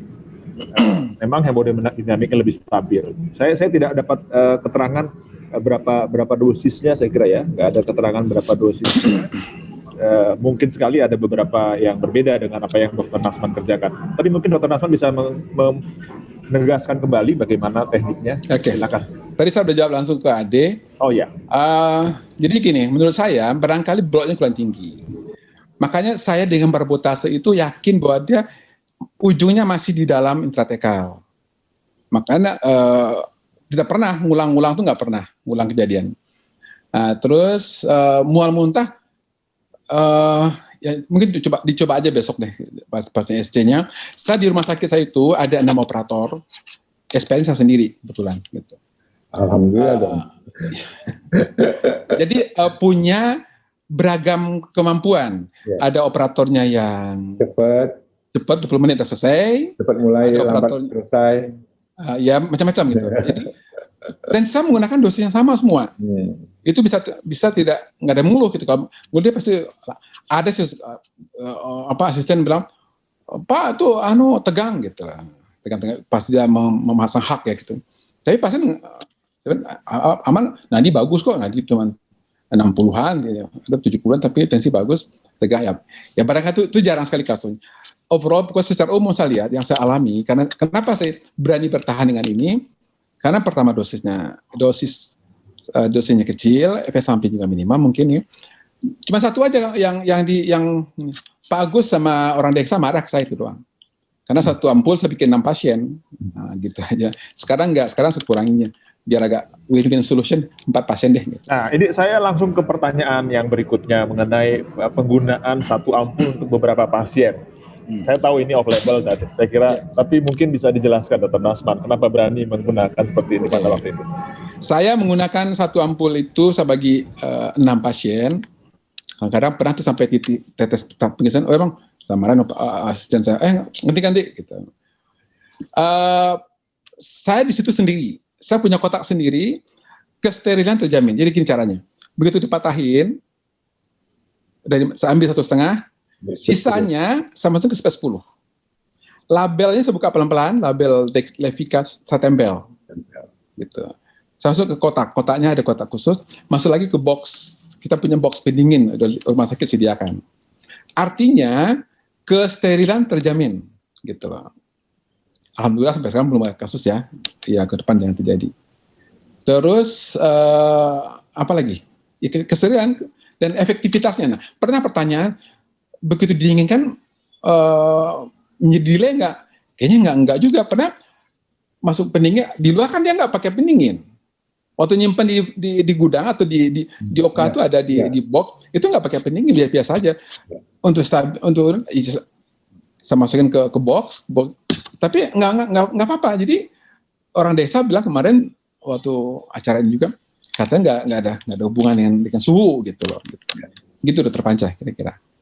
Jadi untuk Dr. Ade tadi pada kasus appendix, nah appendix ya tinggikan bloknya dan berbotasenya. Karena pada saat dia kali 5. Ya, Dr. Nasman kali 5 itu kali 6 itu kalau appendix. T6 lah, T6, T5 lah, ya kan? Gitu. Soalnya, apa namanya? Dia pada peritoneum dia mual. Ya, peritoneumnya, ya mual, nari, nggak lembut kadang-kadang. Gitu. Ya. Baik, terima kasih Dr. Nasman, Dr. Hasanul. Panca, ya, saya ingin gini juga jadinya. Aduh, hampir lupa tadi. Tentang dosis ini juga ya kan? Ini perlu diketahui benar ini. Tadi pakai 7,5 mili, oke banget. Ya kan? Terus pakai 15 mili oke juga. Sebagaimana ini ya? Apakah memang volume kita buat, tadi kan volumenya saya 3 cc, oke aja itu, tercapai belum? Ya kan? Terus pakai Dr. Nasman pakai 7,5 mili dengan barbotase. Kira-kira ini apa namanya, Perdatin atau apa kolegium harus buat penelitian ini. Kemudian tentang yang ini, tentang obat tadi yang 10 cc itu, apa nggak boros. Saya tanya ini kemarin sama waktu permulaan pakai, ini 1 ampul lebih murah dok dari yang butuhkan ini dok. 1 ampul 10 cc lebih murah dok. Jadi kalau dokter pakai 3 pasien ini jauh lebih murah ini. Maka direktur rumah sakit tempat saya kerja mendukung sekali ini gitu. Artinya gini, di sebalik itu kalau misalkan dulu kan gini, pasien sampai 10 pasien mulai jam 7 sampai 10-12 pasien, tentu gampang itu. Nggak ada nggak sampai ada takut-takut steril atau nggak steril, karena berderet tuh. Selesai ini ada 3 OK tempat kerja aku itu, aku tembak semuanya selesai semuanya beres. 1 ampul dari 3 pasien udah habis. Tapi kalau yang memang ternyata nanti sekarang macam sekarang COVID ini pasien satu-satu, nggak apa-apa lah dibuang. Untuk apa mana ada masalah itu daripada perkara nanti, gitu maksudnya. Saya untuk keamanan itu, Dokter Rasman, Dokter Panca, keamanan kita harus dijaga benar-benar. Karena begitu terjadi sesuatu, orang nanya, Dokter Panca nanti investigasi, Bang Sanul, ini macam mana tadi? Aduh, apa nggak takut? Gitu, perkara nanti nih Panca nanya. Udah nggak lagi. Baik, terima kasih. Tapi begini, Dokter Hasanul, Dokter Nasman, untuk penggunaan beberapa pasien, saya jadi ingat karena waktu itu kita harus investigasi. Jadi memang betul sterilitas, memang betul penyimpanan, tetapi juga sebenarnya untuk setiap pasien itu kita harus masih tetap punya batch-nya. Kita harus tahu obat mana yang kita pakai untuk pasien itu. Jadi kalau ada sesuatu kejadian, maka kita harus punya data, harus punya bukti yang obat yang mana. Kalau tidak, ya itu perlu dicatat ya. Jadi biarpun kita menggunakan beberapa pasien, kita harus tahu batch number-nya dicatat. Ya, harus dicatat. Harusnya begitu, harusnya. Tapi kenyataannya ke dalam praktek kita kebanyakan kita lupa mencatat atau tidak. Tapi mulai sekarang kita catat itu, benar. Baiknya begitu. Kalau kita punya staff, lebih baik. Oke, baik. Berikutnya ada masih beberapa pertanyaan lagi. Ini mengenai isobarisitasnya. Jadi kita biasa menggunakan hiperbarik, Dokter Nasman, Dokter Hasanul. Lalu ini kembali lagi ke isobarik. Ini bagaimana? Mulai dari teknik penyuntikan. Kalau duduk isobarik, miring atau ada pengaruh nggak? Itu pertama. Yang kedua, boleh nggak sih kita campur dextrose supaya menjadi hiperbarik? Apa dampaknya dan apa perlu apa tidak? Demikian. Mungkin bisa dijawab Dokter Hasanul atau Dokter Nasman. Silakan. Kalau saya dulu gini, saya berpikir dulu, waduh, itu kan jadi pengalaman ini tuh ketakutan pertama ada macam mana penyebaran ini, distribusi daripada obat ini untuk mengeblok, ya kan gitu ya. Maka saya gunakan 4cc dulu itu. Karena saya berpikir enggak kan macam mana ngatur tingginya nih orang dia isobarik. Dan saya semprot tuh kuat itu gitu ya. Wah, aman, sedap ini paten. Terus sekali waktu adik-adik bilang, "Bang, enggak usah 4cc, Bang, 3cc cukup nih." Di buku dibilang 15 mg tuh 12 sampai 15. Oh, kita pakai aman juga, alhamdulillah. Jadi gini, bahwa 3cc 15 mg 7,5 mg ini penting kita bicarakan ini sebenarnya. Intens pembicaranya seberapa dosis yang benar-benar. Karena di buku kan memang 15 mg, Dokter Nasman bikin 7,5 mg dengan cara itu. Apakah memang volume yang menentukan untuk distribusinya dengan potensi yang sama, atau memang volumenya 3cc sudah cukup, tapi dosisnya miligramnya itu harus besar. Seperti itu pemikirannya. Tentu harus dengan penelitian ini. Saya undang ini, saya tantang kita buat penelitian multi center untuk Levika ini. Karena ini kan keuntungan daripada dibandingkan Bivakain, karena dia murni levo, tidak ada dextronya yang menyebabkan gangguan pada jantung, yang udah nyata-nyata menimbulkan kegawatan pada jantung kalau salah itu. Demikian Dokter Panca. Dokter Nasman mau nambahkan? Pemakaian isobarik, kalau di Padang ini kita punya banyak preparat ya. Dulu sampai sekarang masih ada di Jamil masih ada naropin, isobarik ya, kita masih gunakan. Dari segi sama aja, mau kelebihan hiperbarik itu kalau bisa ketinggian kita bisa turun kepalanya gitu. Tapi itu juga hampir tidak pernah kita lakukan lah, karena dengan teknik itu semua tercapai. Jadi kemudian masuk Buvanes. Buvanes punya Baxter ya, Kalbe dulu, yang pakai vial, diindikasikan untuk epidural. Kemudian saya tanya, kata, oh dok bisa pakai spinal. Saya gunakan untuk spinal, gitu, Buvanes. Bagus kemudian juga ya. Buvanes ada, karena dari pabriknya mengatakan, bedok boleh, ini ada literaturnya. Nah karena itu saya berani pakai. Tapi Buvanes ditarik gara-gara ada kasus Siloam ya. Nah terus saya nggak mau lagi pakai Buvivakain yang mitu, selain termasuk yang generik saya mau pakai. Saya hanya pakai waktu itu Dekain karena udah pakai duluan sebelum kasus, udah pakai duluan. Kemudian udah melekat lah pokoknya. Udah melekat gitu. Dan di Jamil hanya ada Markain. Di Markain. Saya gunakan Markain sampai sekarang, alhamdulillah aman, gitulah.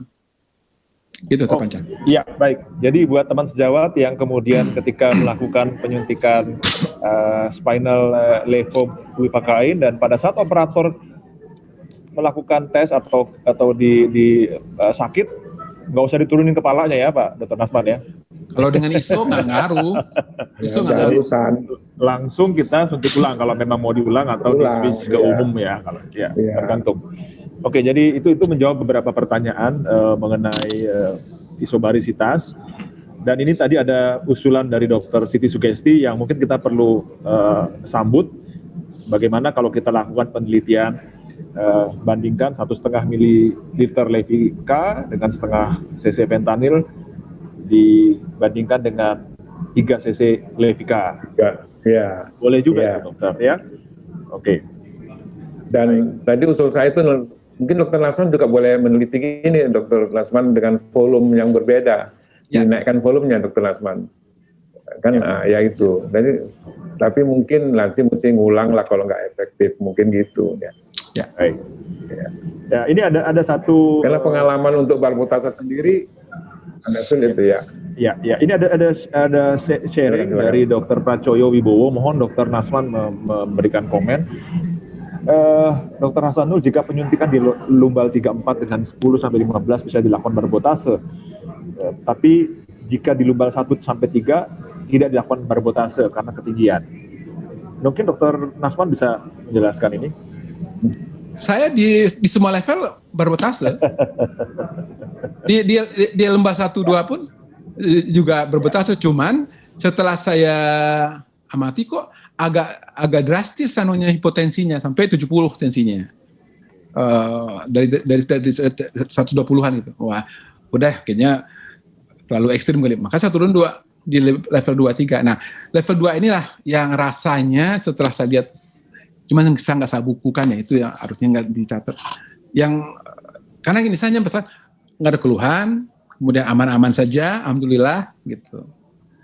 Efek mual-mual muntahnya sangat jauh berkurang dibanding dulu ya pakai hiperbarik. Gitu. Ya, oke. Jadi PR buat Dokter Panca. Siap. Silakan Dokter Panca. Ya. Tadi kan Dokter Nasman berulang kali menyampaikan kalau ketinggian di level 1 tadi apa ya? Lumbal 1 ya? Iya. Itu maka terjadi penurunan tekanan darah. Jadi berarti loncat volume yang ke atas itu ketinggian dia ya? Mungkin. Volumenya ke atas sehingga ngebloknya ke atas. Dan mungkin torakal berapa yang daerah tempat itu bradikardi harusnya itu. Ada yang bradikardi mungkin ya? Dokter Nasman pada saat itu. Ada yang bradikardi, ada yang takikardi. Yaitu penurunan tekanan darah tentu karena bradikardinya itu kena efek simpatis yang untuk jantung kan di situ terletak. Mungkin itu kali. Jadi kita cegah itu mungkin ya. Terima kasih. Oke, baik. Terima kasih Dokter Pracoyo tadi ya. Dokter siapa tadi ya? Baik. Kemudian ini ada pertanyaan mengenai nyeri kepala. Apakah benar seperti yang diungkapkan oleh Dr. Jody Waworuntu bahwa sering nyeri kepala pada pasien spinal dengan levofloxacin? Saya nggak. Ada saya ya? Ya, silakan.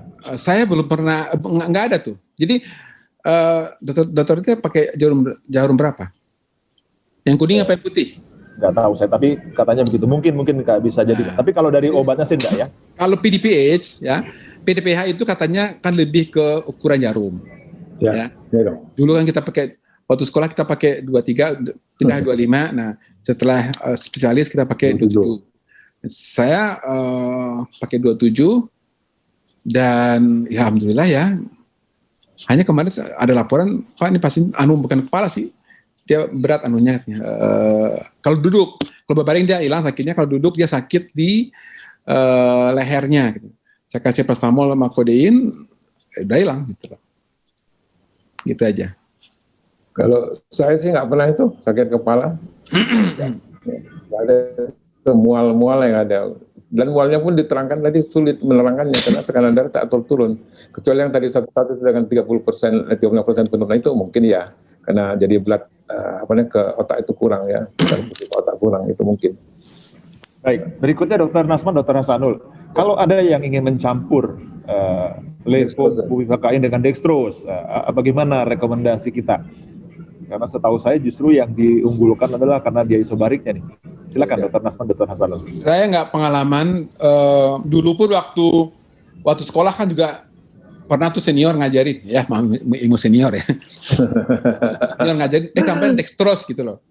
Habis itu nggak pernah lagi. Jadi saya selama sekolah, ini kan karena pengalaman di sekolah hampir tidak ada. Dulu ada produk Lidodex ya. Lidodex. Tapi kita nggak pakai gitu loh. Kami pakai Lidodex dulu. Itu pakai di Padang, ada sebuah market swasta. Saya nggak masuk situ. Taunya pas gantiin sesekali, kok pakai ini? Gitu. Dijamin kita nggak pakai. Sempat dulu sebentar, tapi itu di stop gitu. Dr. Hasanul ada komen? Ya, kalau Lidodex kebetulan kami dulu kalau di Surabaya Lidodex itu pertama kali dulu. Lidodex lah itu. Aman-aman. Itu kan buatan Surabaya itu. Oh iya, barang ya. Enggak, pertanyaannya mengenai tadi dextrose ya, tambahin Oke. Gini. Kalau menurut saya sih gini. Kalau memang keamanannya sudah oke dengan penelitian dengan observasi kita ini selama ini tidak pakai tambahan itu ngapain? Karena kan isobarik. Kemudian kalau memang mau pakai yang hiperbarik, kita usulkan aja kepada Dan untuk apa hiperbarik? Oleh karena dengan pengalaman kita ini, sharing pengalaman ini nggak ada pengaruh kesulitan dalam pengaturan tinggi blok. Tinggi blok tercapai, ya kan? Karena gini, kalau pakai campur-campur, bahayanya tadi sterilitas. Kemudian kalau kebanyakan, terus nanti kalau ada sesuatu terjadi, bingung kali tanjapnya. Dari mana yang mana yang mau cari salahnya ini, gitu ya. Belum lagi suruh cari di literatur yang mana. Total literatur penelitiannya baru coba-coba. Apa enggak langsung aja seorang kepala ini ke penjara sana gitu. Itu yang ngeri. Jadi menurut saya gini, karena kerjaan kita ini danger our business every day, every bit itu, maka kita harus berhati-hati. Saya prinsipnya seperti gitu. Jadi konservatif benar. Jadi saya memang aliran saya kena belajar di Surabaya itu maka seperti itu, berjenjang yang hati-hati gitu. Di sana kalau nggak jelas sekali nggak dibuat itu panca udah ngerti lah itu ya. Jadi saya sampai sekarang pun saya ajari murid-murid saya, PBD saya seperti itu. Jangan lari-lari dulu, ya kan, nanti kalau kau mau lari-lari setelah kau tamat, oke, nggak masalah. Tapi kau mesti hati-hati, ada pegangan dulu, seperti gitu. Jadi menurut saya sih campur-campur nggak usah lah ya. Lagi apa tujuannya? Ya, di dalam salah satu slide tadi kalau saya tidak salah baca dari Dr. Hasanul Dr. Hasanul tadi menuliskan mengenai itu sebenarnya, tapi saya lupa juga. Cuma bahwa salah satu faktor aman daripada obat ini karena isobarik justru. Iya. Gitu, ya. Jadi tidak ada ketinggian, nggak kerendahan. Ya. Betul. Ya, pada posisinya lah dia. Itu ya. Bukan, tadi di slide-nya dikatakan bahwa molekulnya mengandung dextro. Ya. Gitu. Ya itu tidak mengandung. Kalau bukan kan ada dextro isomer 1:1, kan berbahaya sekali memang. Ya. Kita kan nggak ada leponnya. Ya. Nggak, tapi juga mengenai isobarik tadi ada ditulis. Iya, isobarik, ya betul, seperti gitu, aman jadinya. Ya. Oke, berikutnya lagi adalah pertanyaan mengenai, sebentar saya cek lagi. Ini cukup banyak pertanyaan, jadi memang mengenai ERAS. Ada yang mau menggunakan Levika untuk ERAS, tetapi dicampur dengan morfin. Nah ini ada pendapat nggak? Maksudnya morfinnya untuk analgetik gitu ya? Ya, kalau saya tidak salah baca ini di Levikanya itu dikasih morfin mungkin untuk post-op analgetik post-op mungkin ya. Ya, saya sih tidak berpengalaman dengan Levika campur morfin, tapi dengan pengalaman morfin cukup. Ini gini, kalau untuk analgetik post operatif saya gunakan gini. Dulu kami penelitian di Surabaya itu 2,5 mg morfin dijadikan 10 cc dengan NaCl, disuntikan one shot, ya kan? Ini kalau itu itu epidural, bukan intratekal, epidural seperti itu. Tapi kalau dengan spinal belum pernah. Saya nggak punya pengalaman. Tapi takutnya begini, itu efeknya besar sekali kalau morfin, ya kan, gatal-gatal, ya kan, kemudian bikin mual muntah, besar sekali. Jadi saya khawatir dengan demikian. Saya nggak pernah menggunakannya. Tapi mungkin warning saya mungkin lebih besar side effect-nya dibandingkan dengan keuntungannya. Lagi-lagi kalau untuk analgetika yang itu kita udah banyak kali pendekatannya. Tanyaannya sama KMN, gimana kira-kira itu, ya kan? Karena gini, jangan kita borong semuanya. Tentu ilmu itu kita mesti menghormati Panca. Kalau udah ada kontrol manajemen diri, kita tanya benar-benar. Kita bisa, oh jangan dokter, kata si mual, cukup 1 cc saja. Cukup itu ketamin 1 cc, 10 mg, cukup dokter. Benar cukup. Nggak mesti 3 cc, enggak, kebanyakan. Kan gawat kita ini sekarang, ya kan? Oleh itu kita mesti hormati ilmu itu. Itu kira-kira Panca mungkin dari saya. Kalau saya nggak pernah gunakan memang jujur. Ya. Ya. Dr. Lasman, ada lagi komentar? Dr. Lasman mungkin. Apa untuk pakai morfin ya? Ya. Oke. Jadi dulu saya pakai morfin, tapi untuk tur ya. Bupivacain, boleh naropin, boleh obat ansi lokal plus morfin.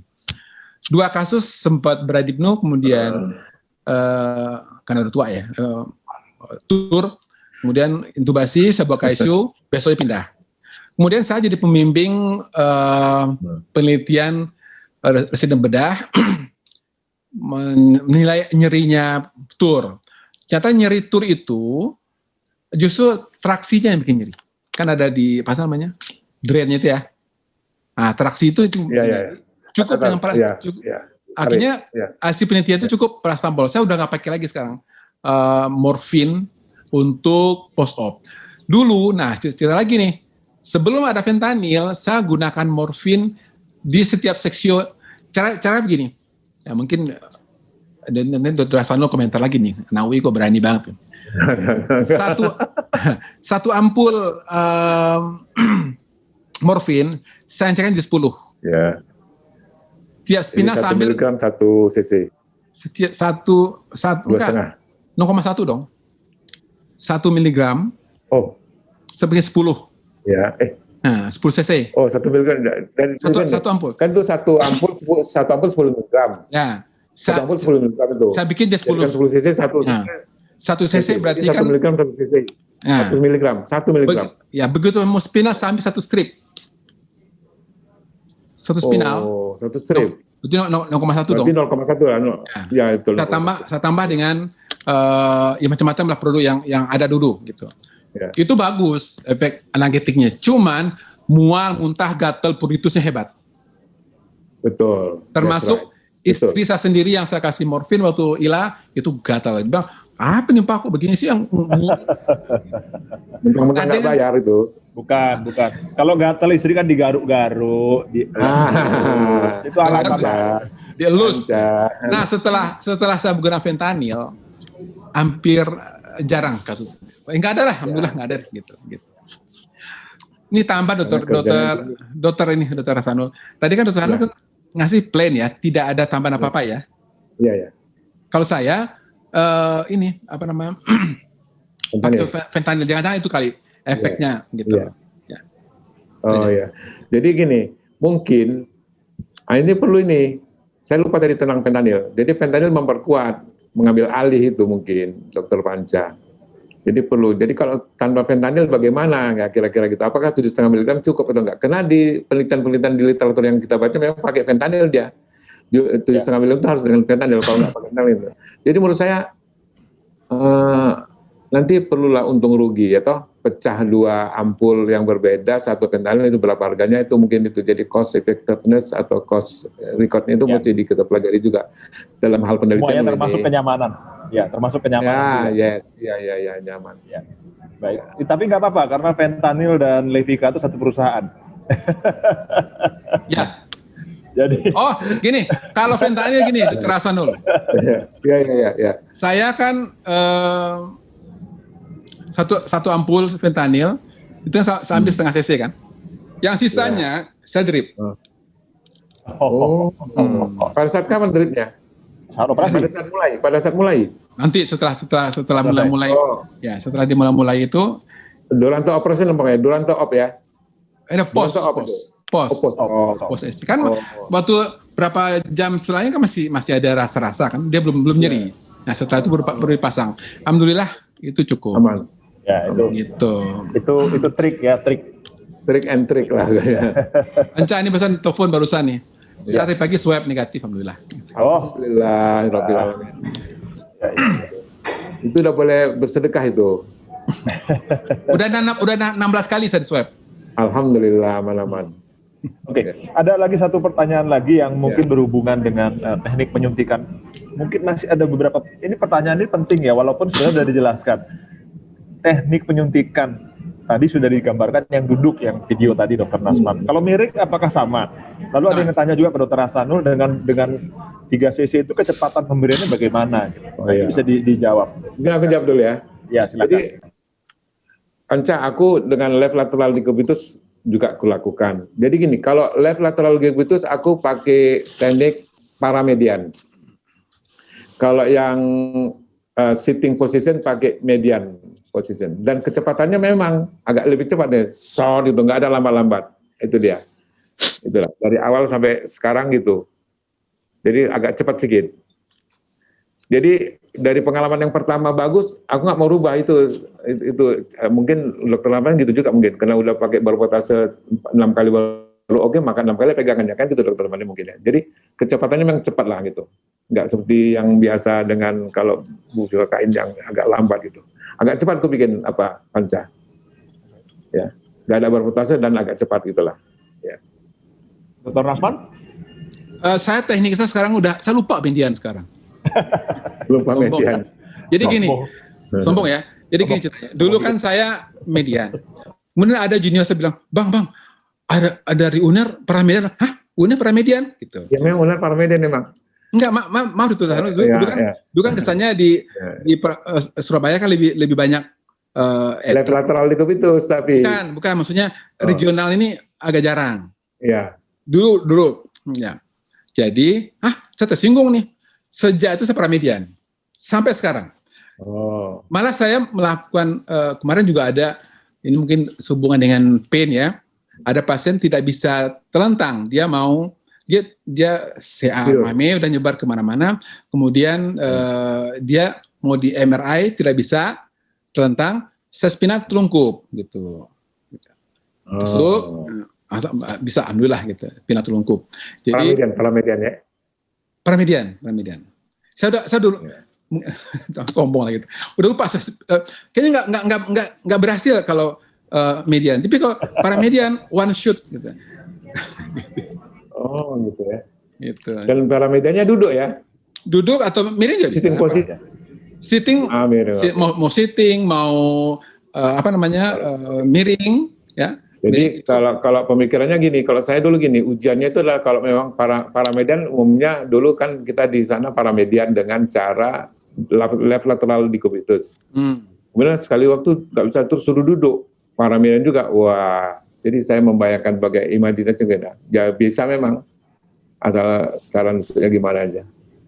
Ya oke lah. Dan sebenarnya kalau tusuk menusuk pengalaman experience ya sebenarnya nggak ada teorinya gini begini, nggak ada itu ya. Jangan tertipu dengan teori di buku. Seperti kalau misalkan lari sedikit, kalau misalkan ngambil ini tusuk vena jugularis interna ya kan, ke arah papila mama di sini. Kapan pun nggak kena jujur salah itu di buku itu. Jadi aku pernah waktu pelatihan itu di Jakarta, salah itu di Mari Kucul kan, iya salah di buku itu bang, iyalah ulang. Untung datang abang dari Medan ulang.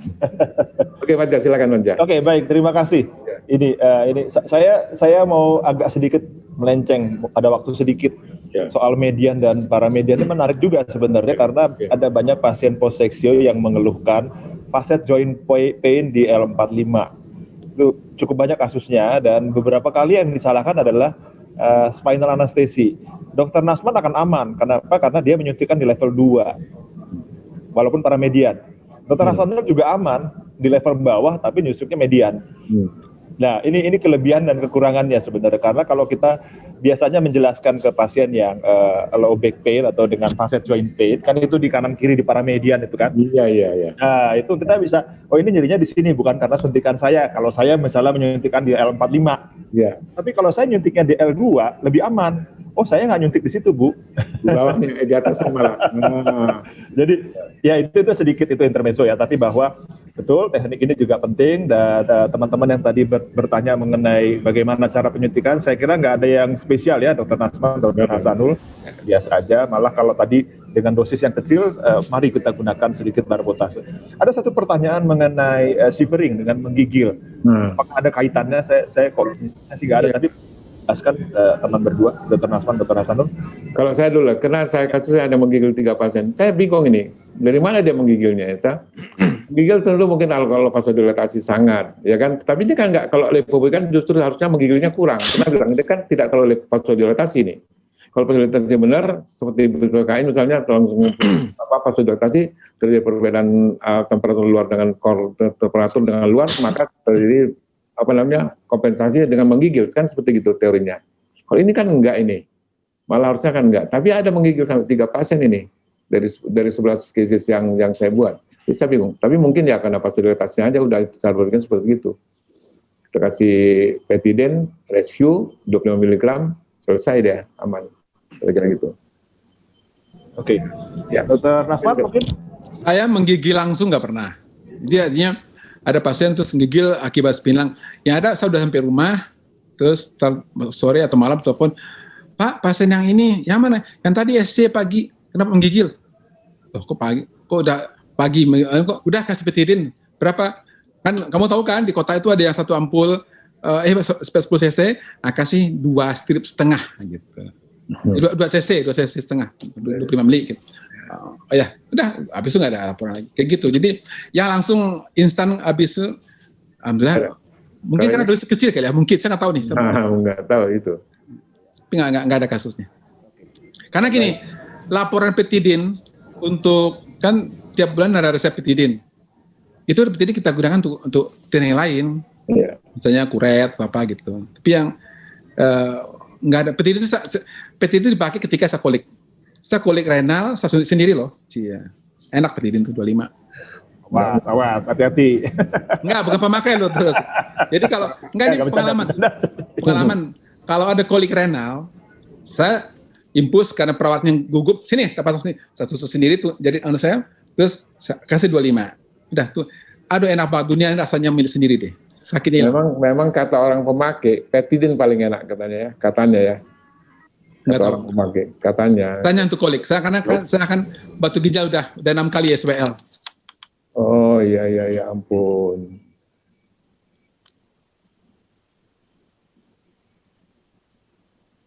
Oke, Panca. Baik, ya terima kasih.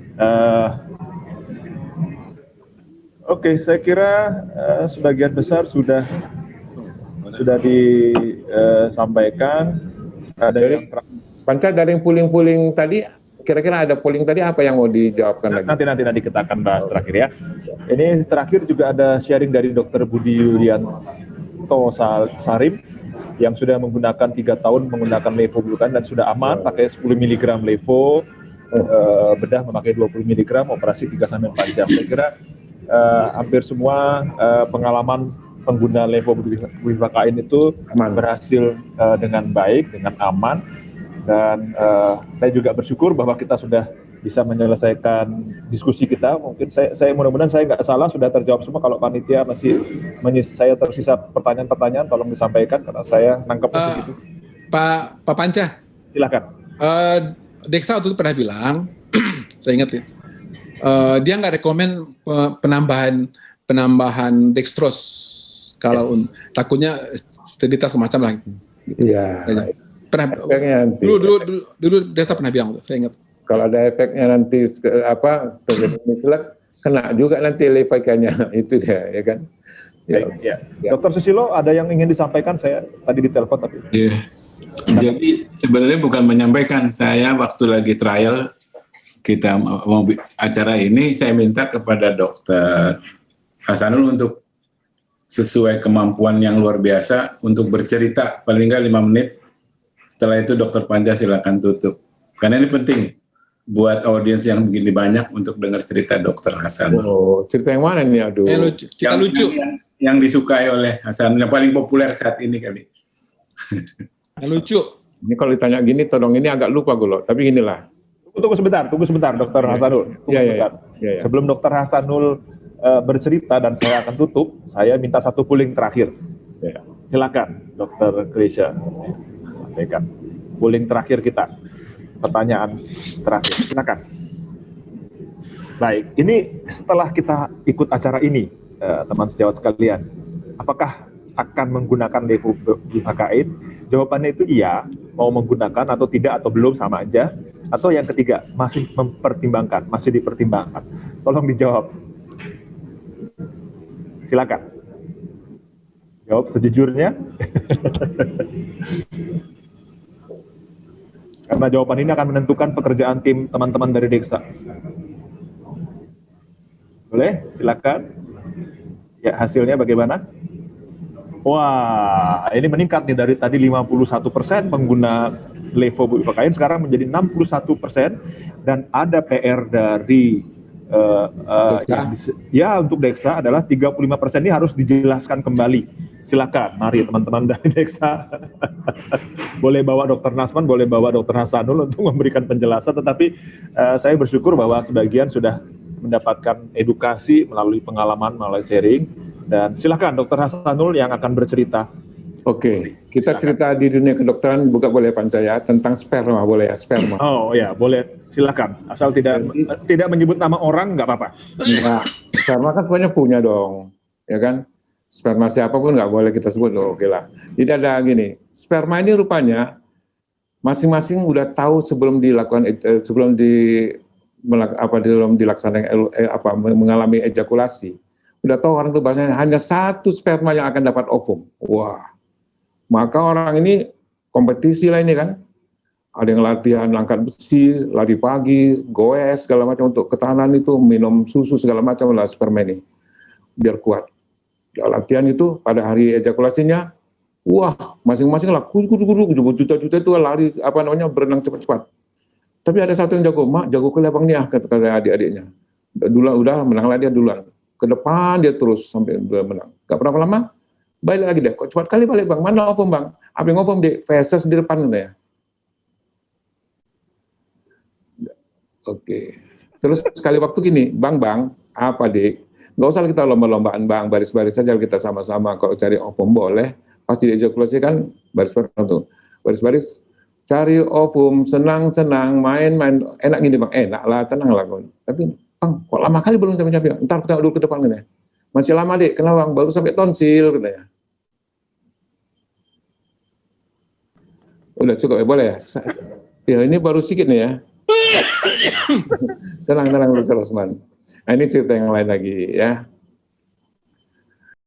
Kalau kita tahu lah bahwasanya kita bisa berbahasa binatang, bahasa hewan, Panca, kita kadang-kadang lucu, kadang-kadang sedih. Jadi seperti pembicaraan gini, antara sapi dengan ayam, lembu, sapi, yam, apa pi, gitu, gitu kan. Itu aja udah lucu, mak, ayamnya, yam, apa pi, gitu.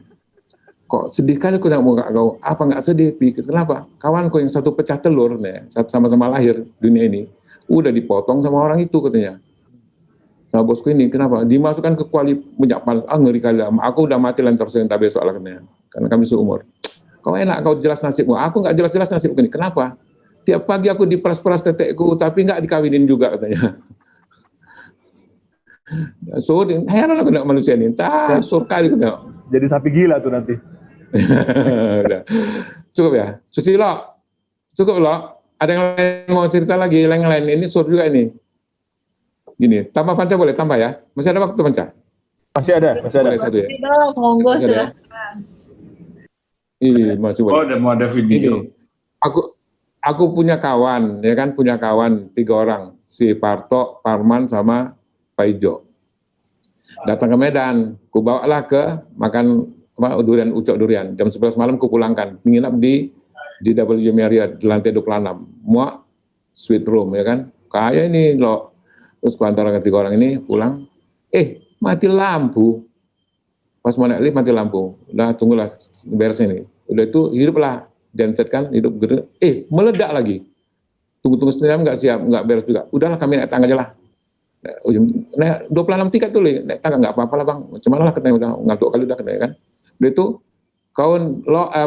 nanti kau pasti cerita yang lucu-lucu ya sampai lantai 20 sampai 10. Oke, aku mulai lantai 10 ke atas nanti cerita yang ngeri-ngeri. Kau Pak Ijo ini dimarginalkan orang ini. Kau cerita yang sedih-sedih. Cerita sedih berapa macam paling? Cerita anak tiri, cerita kelah, paling kecurian itu yang sedih kan. Itu oke lah katanya.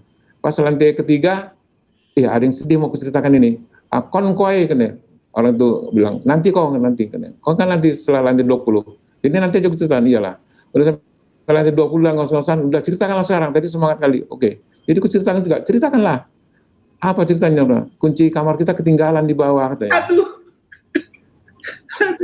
Sedih sekali ya, nangis tiga loh. Oke. Saya mesti cukup ya. Saya mesti off dulu karena udah mau main band ini. Ya main lah. Main band, kita dengar silok main band lah. Udah. Oke, lain kali kita cerita lagi ya Nasman ya.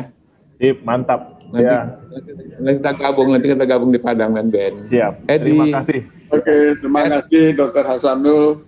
Terima kasih Dr. Hasanul, Dr. Nasman. Terima kasih juga untuk Terima kasih dok, semua dok. Ya. Terima kasih semuanya. Aman. Baik, saya kira demikian. Jadi kita bisa melihat dari pengalaman dua pembicara hari ini begitu aman dan efektif juga menggunakan levobivakain di spinal anestesi. Nggak usah ragu untuk menggunakan. Dokter murah lagi. Murah ya, oke. Murah kali. Jadi kita dengan mudah bisa menggunakan dengan cara yang tadi disampaikan dengan indikasi yang sesuai. Saya kira tidak ada masalah. Mudah-mudahan ke depan akan lebih banyak orang yang menggunakan obat ini supaya lebih aman. Lebih nyaman juga buat pasien. Saya kira demikian. Saya akhiri. Wassalamualaikum warahmatullahi wabarakatuh. Saya kembalikan ke Dr. Besha. Waalaikumsalam. Terima kasih Dr. Panca, Dr. Nasman, Dr. Hasanul. Terima kasih dok untuk sharing sessionnya. Untuk presentasinya juga tadi compact, bagus. Bisa kita review juga knowledge yang terkini ya. Update sharingnya tadi berharga banget. Benar kata Dr. Panca, ini sharing session ya. Jadi benar-benar semuanya saling berbagi. Tadi saya lihat juga di Q&A banyak banget berbagi pengalaman yang sudah pernah menggunakan levobuvakain.